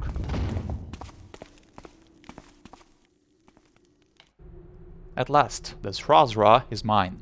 As I had expected, it was in one of the southern Crayman caverns, not far away from the Dawn Mage's chambers. I had to pull it from the stone grabs of a large statue representing some kind of deity. The Craymen became rather agitated when they noticed it missing, but they weren't able to follow me. Despite the fact that the Srazra is a relic created by Craymen, those primitive creatures have no idea about its real power. I shall call it the Talisman of Life, a much more appropriate name. I have installed and tested the 3 spires in the beta chamber successfully. Archmage Celeazar has been easier to manipulate than I thought, but the other Dawn Mages are becoming suspicious.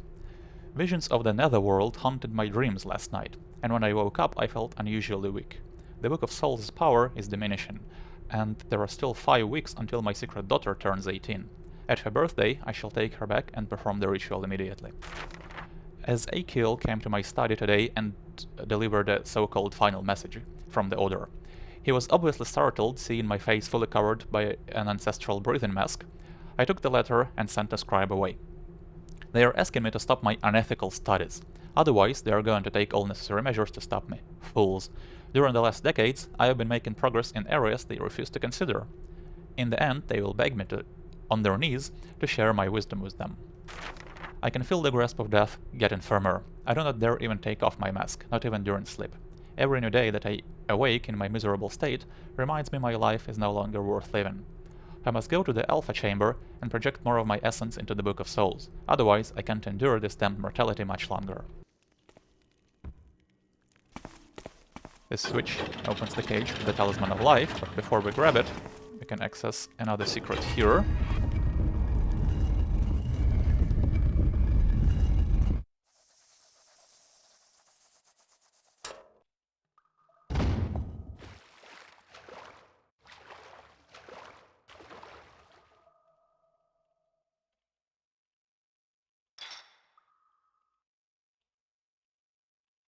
Here we have a gold nugget.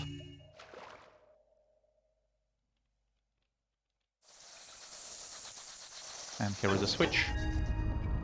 A secret within a secret.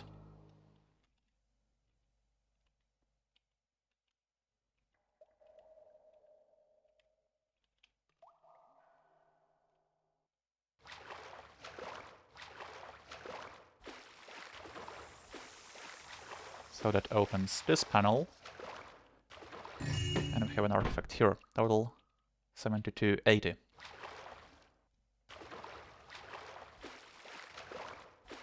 Now you can also rope up here, which I'm not gonna do.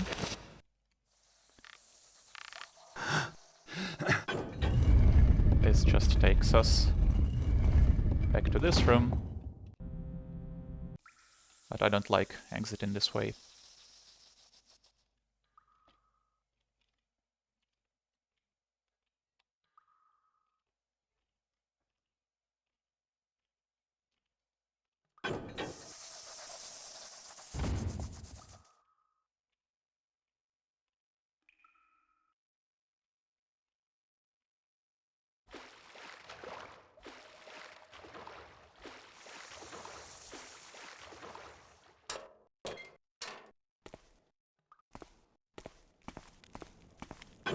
Alright, be careful, because as soon as you grab the Talisman of Life, Brother Sorvan will come back to life. The only thing left for me to do is to make my exit. And now we completed everything. We can get out. Kinda.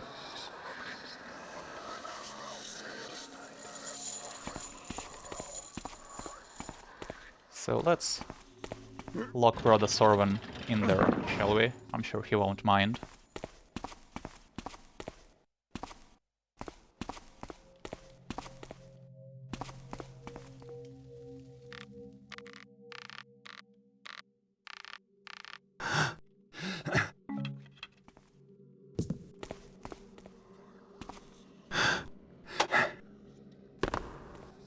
I don't think that button actually raises the sarcophagus back.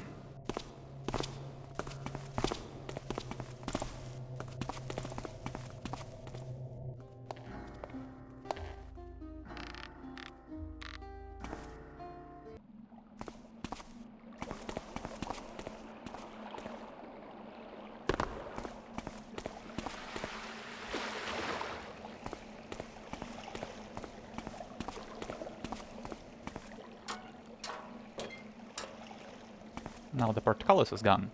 Convenient.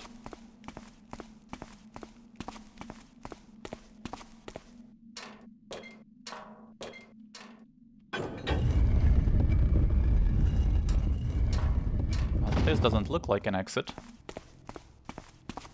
This doesn't look suspicious at all. Let's save it here. Alright, before you read this, you wanna position yourself somewhere around here and be ready to move as soon as you've finished reading. Dear Mr. Garrett, first of all, I wanna thank you for an invaluable assistance. In a way, it is ironic having to hire a thief to find the treasures hidden in your very own home. But I was fed up with searching all nooks and crannies of this damned manor for secret hiding places.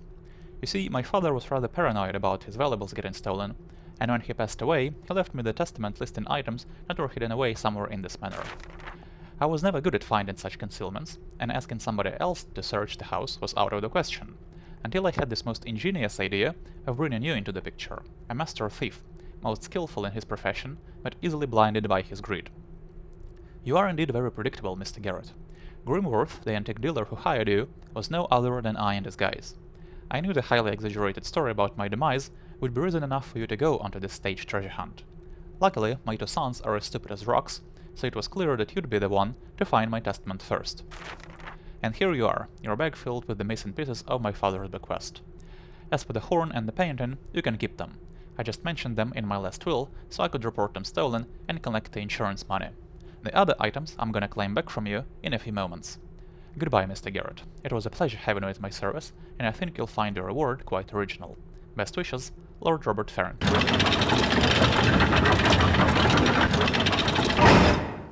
Is this a thief I see before me? Be gone with you, lout. Now, if you move fast enough, you're not gonna be spotted by any barracks.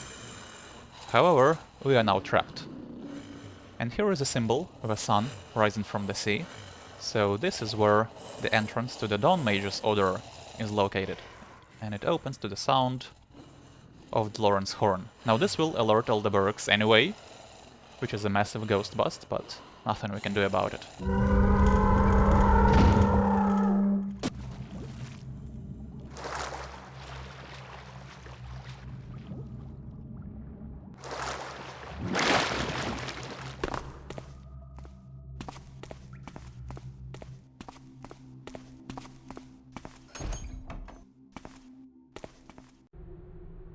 Whoever may read this.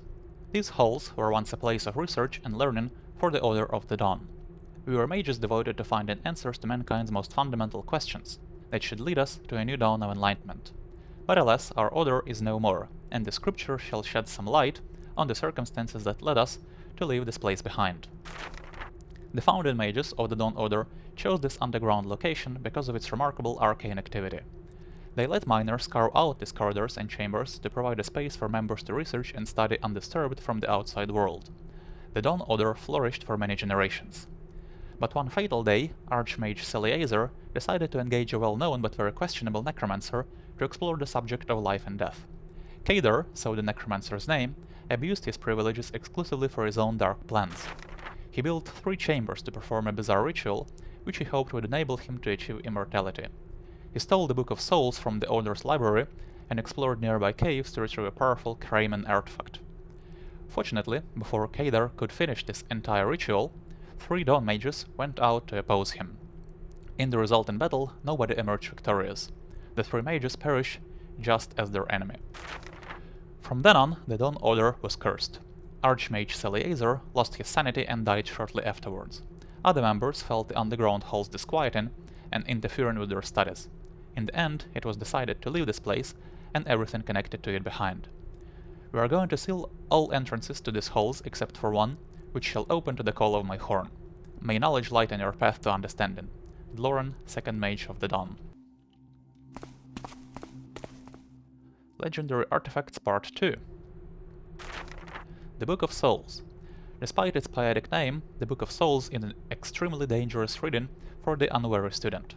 The tome can change the words on each of its pages in order to ensnare the reader and eventually devour his or her soul. Countless individuals already fell victim to the book's evil spell. Since there is no known way to destroy the Book of Souls, it is currently locked in the Order's library for safekeeping. The Zrazra. There is not much known about the race of Kramen, but one legend tells about the Zrazra, an artifact said to have immense arcane power. It is unclear how the Kramen managed to craft such a powerful relic, nor is anything specific known about its purpose. However, there are rumors that the source of the large amount of magical energy flowing through our halls is the Zrazra itself.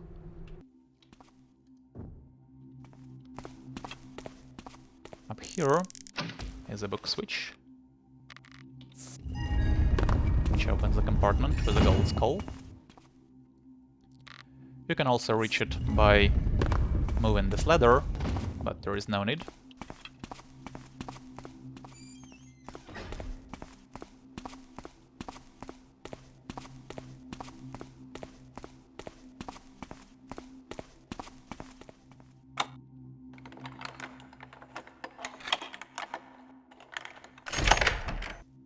And this switch opens the central room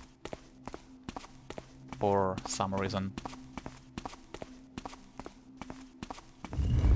A couple of pages just fell out of the tome you're carrying. Welcome to my lair, Mr. Garrett. These are the ancient halls of a long-extinct order of magicians who once lived and worked here. I was a valuable member until fellow mages decided, out of sheer jealousy, to denounce my studies as unethical. Although you may not know me yet, I have been following your steps for a long time. Luring you to Farrington Manor was my idea, and it was me who told you how to escape Robert Farrington's trap. He was a mere puppet in my plan to bring you to where you are now. Unfortunately, you are trapped again, and this time you shall help me before I let you go. I am Kadar, great magician and master necromancer. The ancient tome you're carrying, the Book of Souls, has been my last refuge for many decades. My only way to influence the world has been through the words written on these magical pages. Edward Farrington was the one who found this book. He was useful, but in the end he failed me. His son Robert was a far less effective slave, but thanks to him I could finally find you as the ideal pawn to fulfill my plans. It was your connection with the gemstone called the Eye that made me choose you. The power of the Eye made you immune to the danger the Talisman of Life normally posed to a mortal being. Nobody else would have been able to pick it up without being turned into an undead creature. Now it is time for me to escape this prison and finish what I began so long ago. The purpose of this room, the beta chamber, is to bring me back to life. Use the artifacts you brought along, not only to free me, but to be a free man yourself as well. You might be asking yourself why you shouldn't just toss the book into the nearest lava pit. Well, go on, try to throw that home away. You can't. The only way to make it leave your hands is to place it on the pedestal in the beta chamber. You better hurry, Mr. Garrett. There are Kramen nearby, and they sense the presence of the Zrazra. Needless to say, you wouldn't stand a chance against them if they saw you carrying their holy relic. You must cooperate, because I'm the only one who can bring you back to the surface alive. So, I will say I do like this bit story-wise. We've just found out that we've been double-crossed by Robert Farrington, and Mere minutes later, we find out that even he was just a pawn in an even greater scheme. So it's kind of a double plot twist, which I think is cool, and I have the feeling that the author also really likes it because he does the exact same thing in the sequel. So this is nice, but as far as the gameplay goes, we are now in the most boring part of the mission. Not the worst one, that's actually coming up, just the least remarkable one.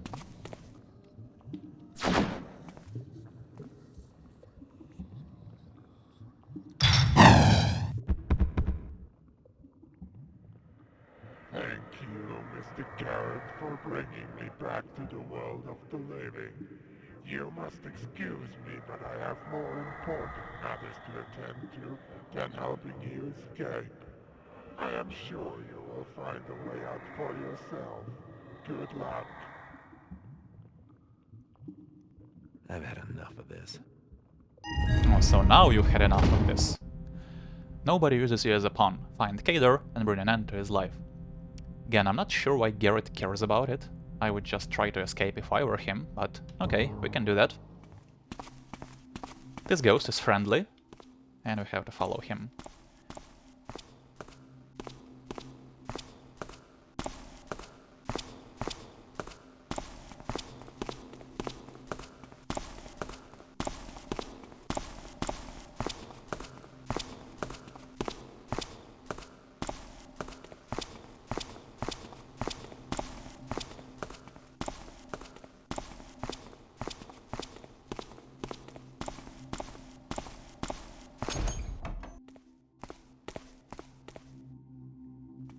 As Akil's journal.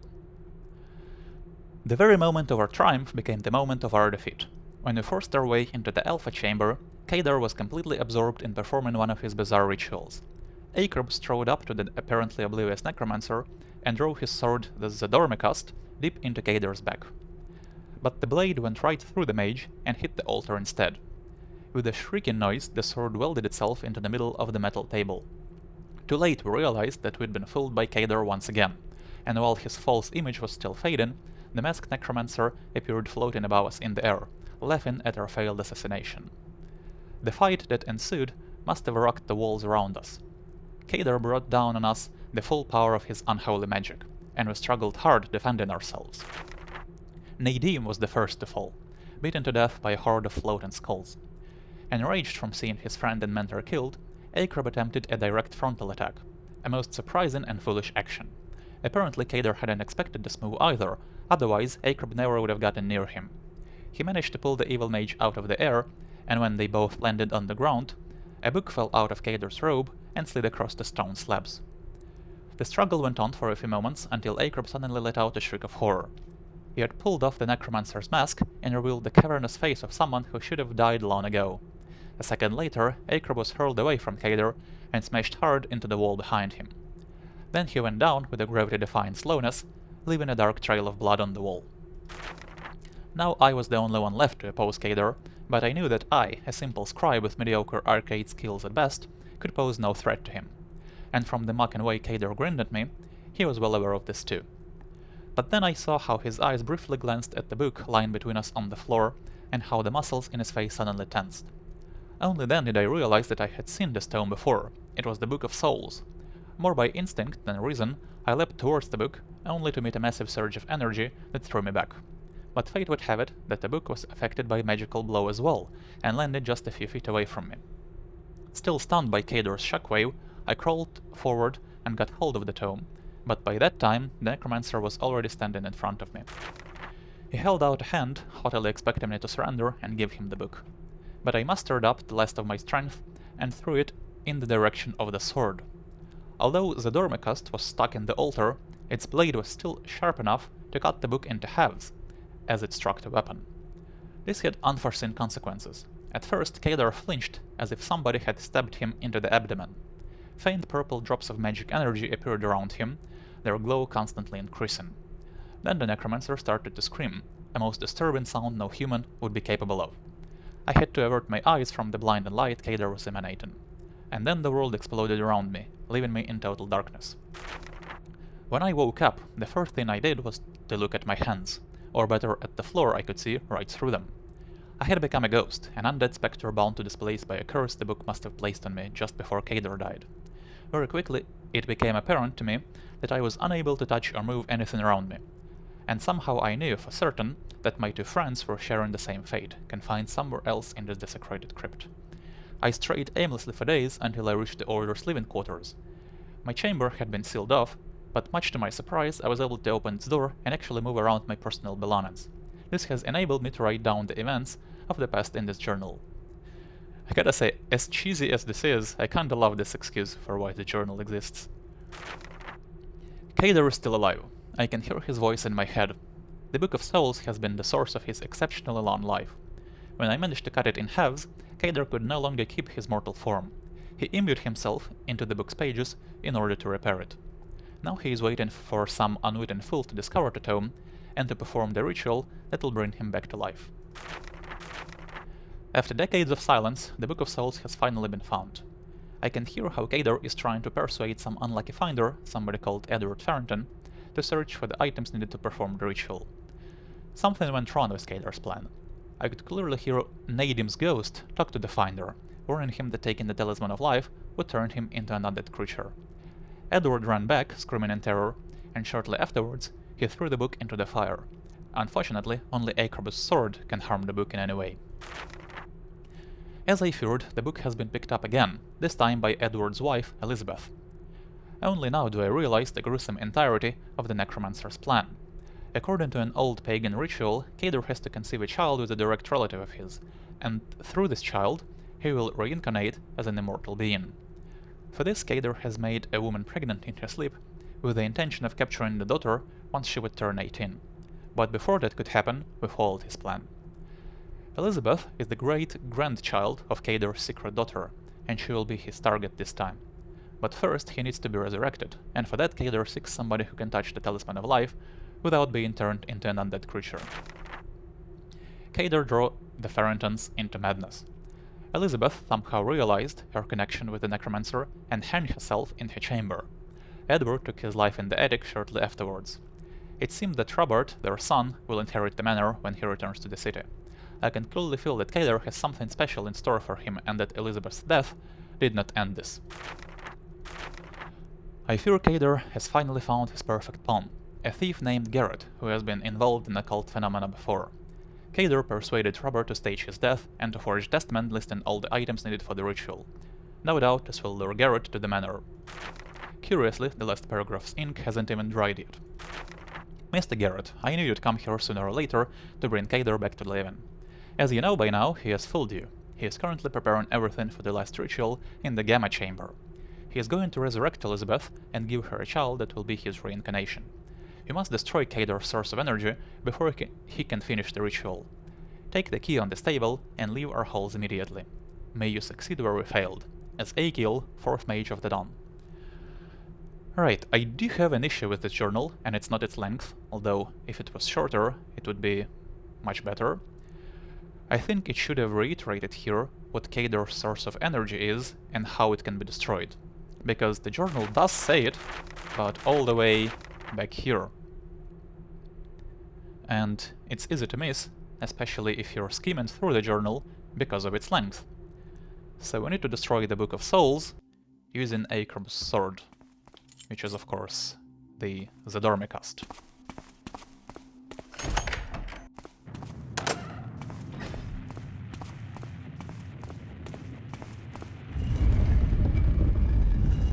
That Crayman is scripted, he cannot alert to us.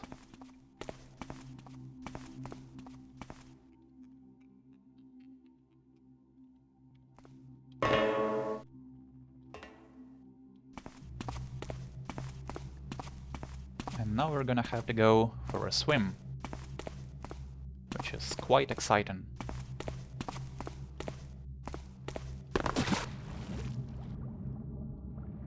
There are 2 nuggets to pick up in here.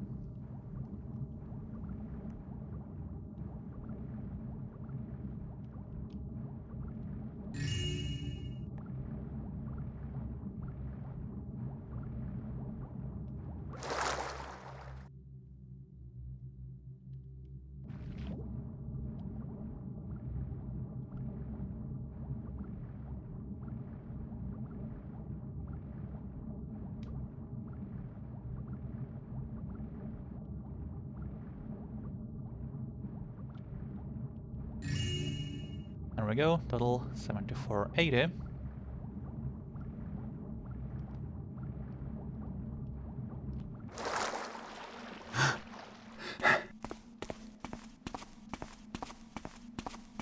But over there is a statue, don't have to worry about that. But there is a wandering crayman somewhere around here too.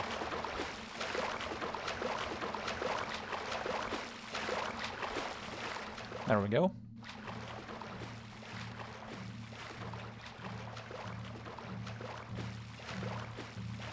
And we need to head in here.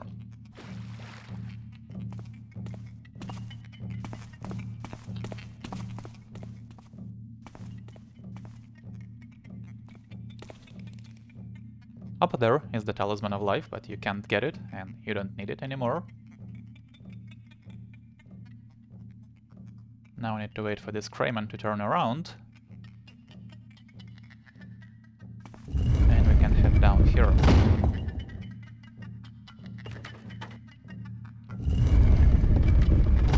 Now this is the most random location in this mission. This is some kind of a crypt, and I have no idea why it's here. It also has a pretty obscure puzzle where we have to flip these skulls, which opens up secret rooms. 2 of them have talismans, and 1 has places where you can put those talismans.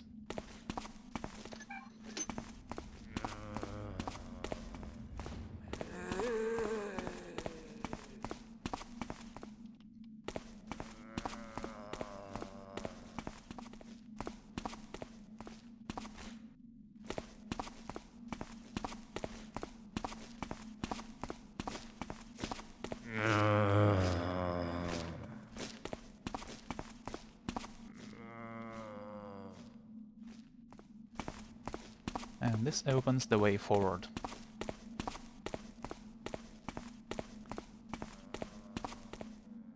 Here lieth Armion Drake.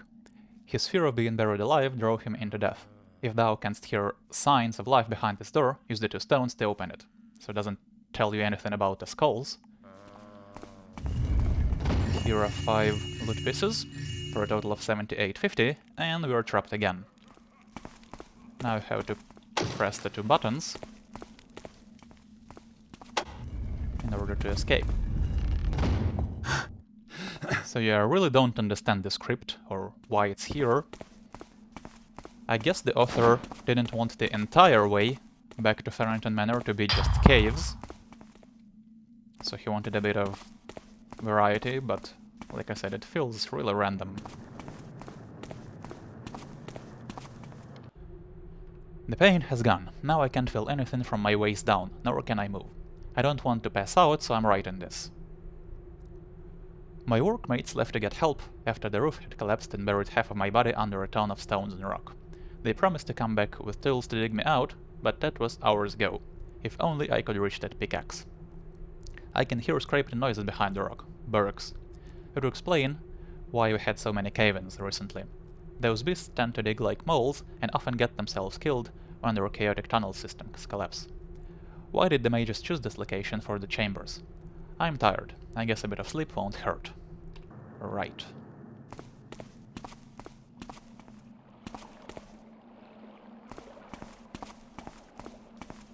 And here is a long tunnel leading back to Farrington Manor. But, I mean, it was clear we'd be back there eventually.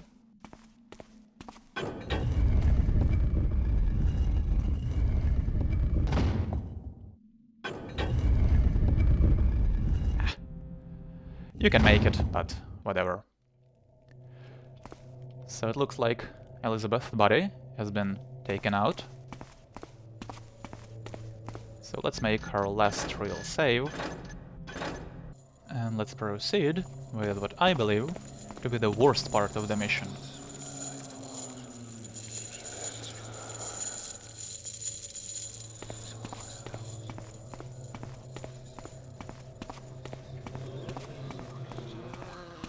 We have to get back to the church, but we can't do it here, because there is this particle barrier in the way.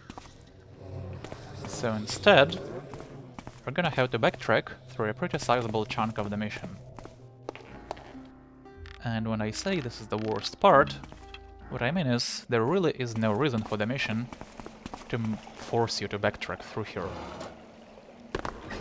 Seemingly, the reason is so that you can get a bit more exposition, but that exposition is delivered through the worst readable in the entire mission, and the readable doesn't even tell you anything new.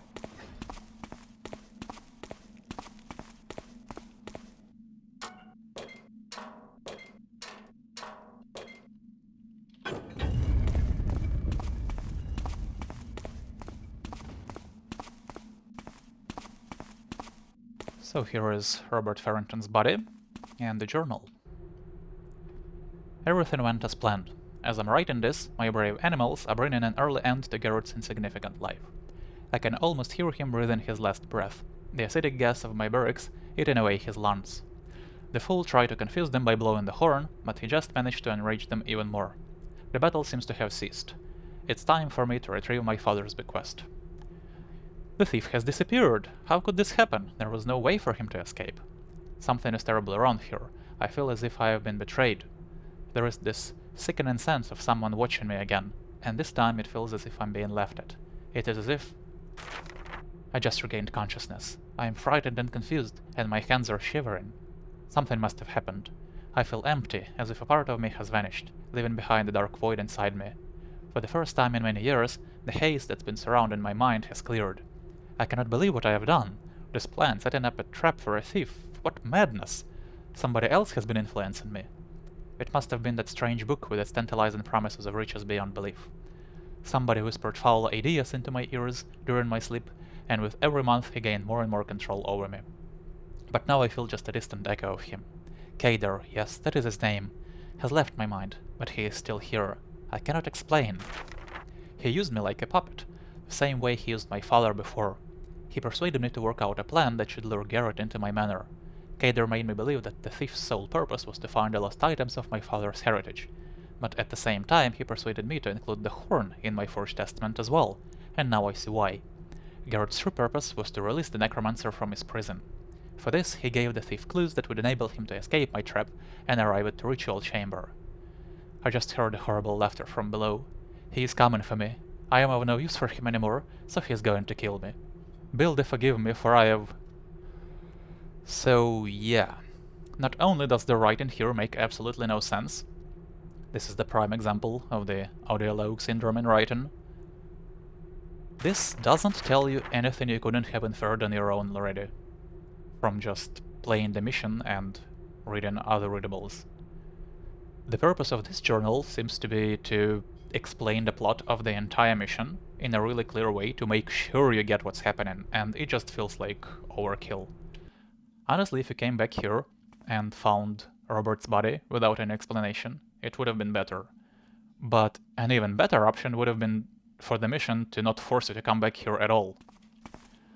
Right, let's flip this, elevate portcullis control, and let's get out of here.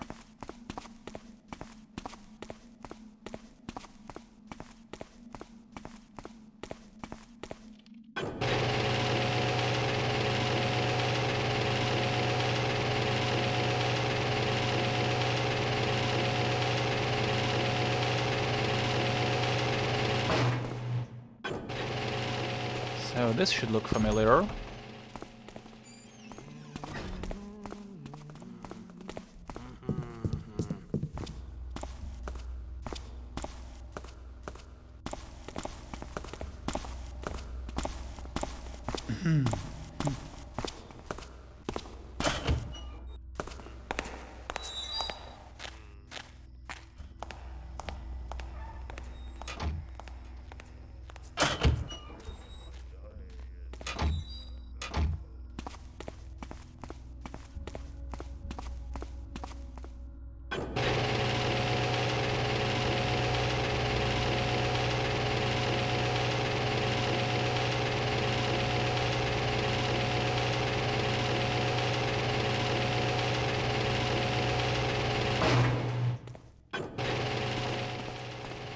Also, I have a question. Why is there no particle barrier here, only on that side? Anyway, I'm done complaining about this. Let's just finish the mission. So now there are really 2 hunts coming out of this door, and we have to wait for them. There is no way to make it upstairs before we can be spotted.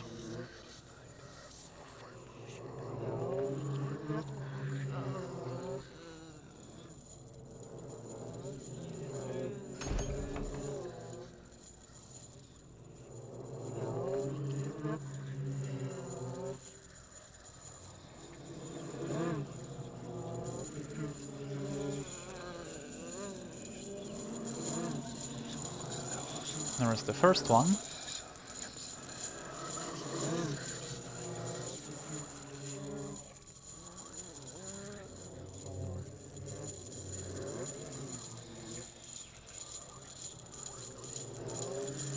And there is the second one.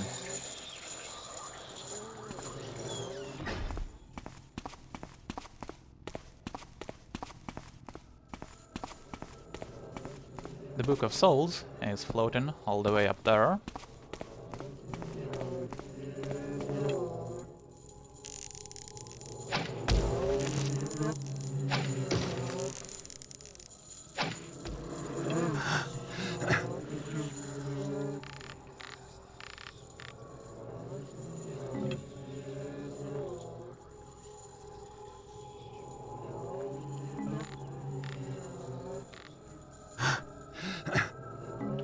And this is tricky as well, because you have to lean forward as you're slashing the sword.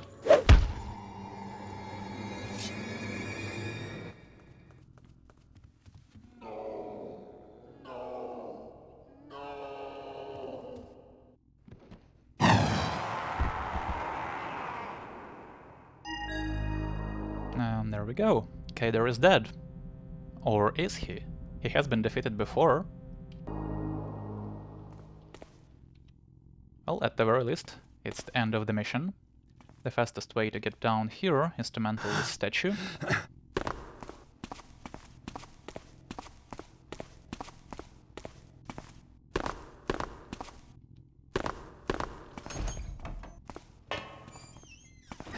And when Kadar dies, he drops a key that'll unlock the way out. But before that, we can do one last thing here. If we put Elizabeth back into her casket, we're gonna trigger a bonus objective, which is always nice.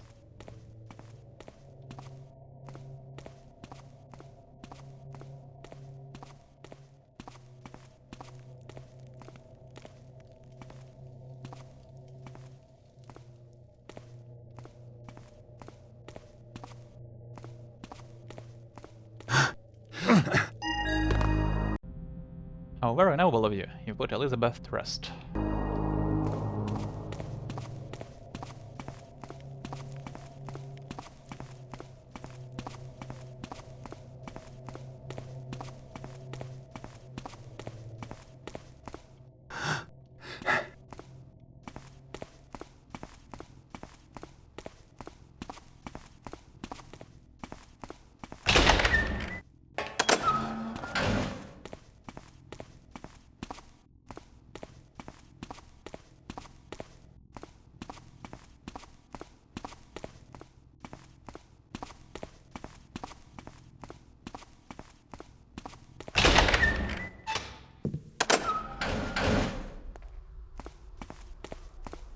In the alley here is our last piece of loot, a ring, total 8,000.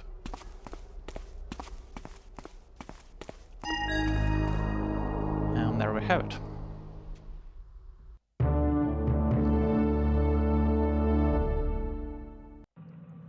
Mission complete. In 1 hour, 10 minutes, 25 seconds. We found all the loot, 8,000, picked all 7 packets, 13 locks, and found all 8 secrets. This body is discovered by enemies 1.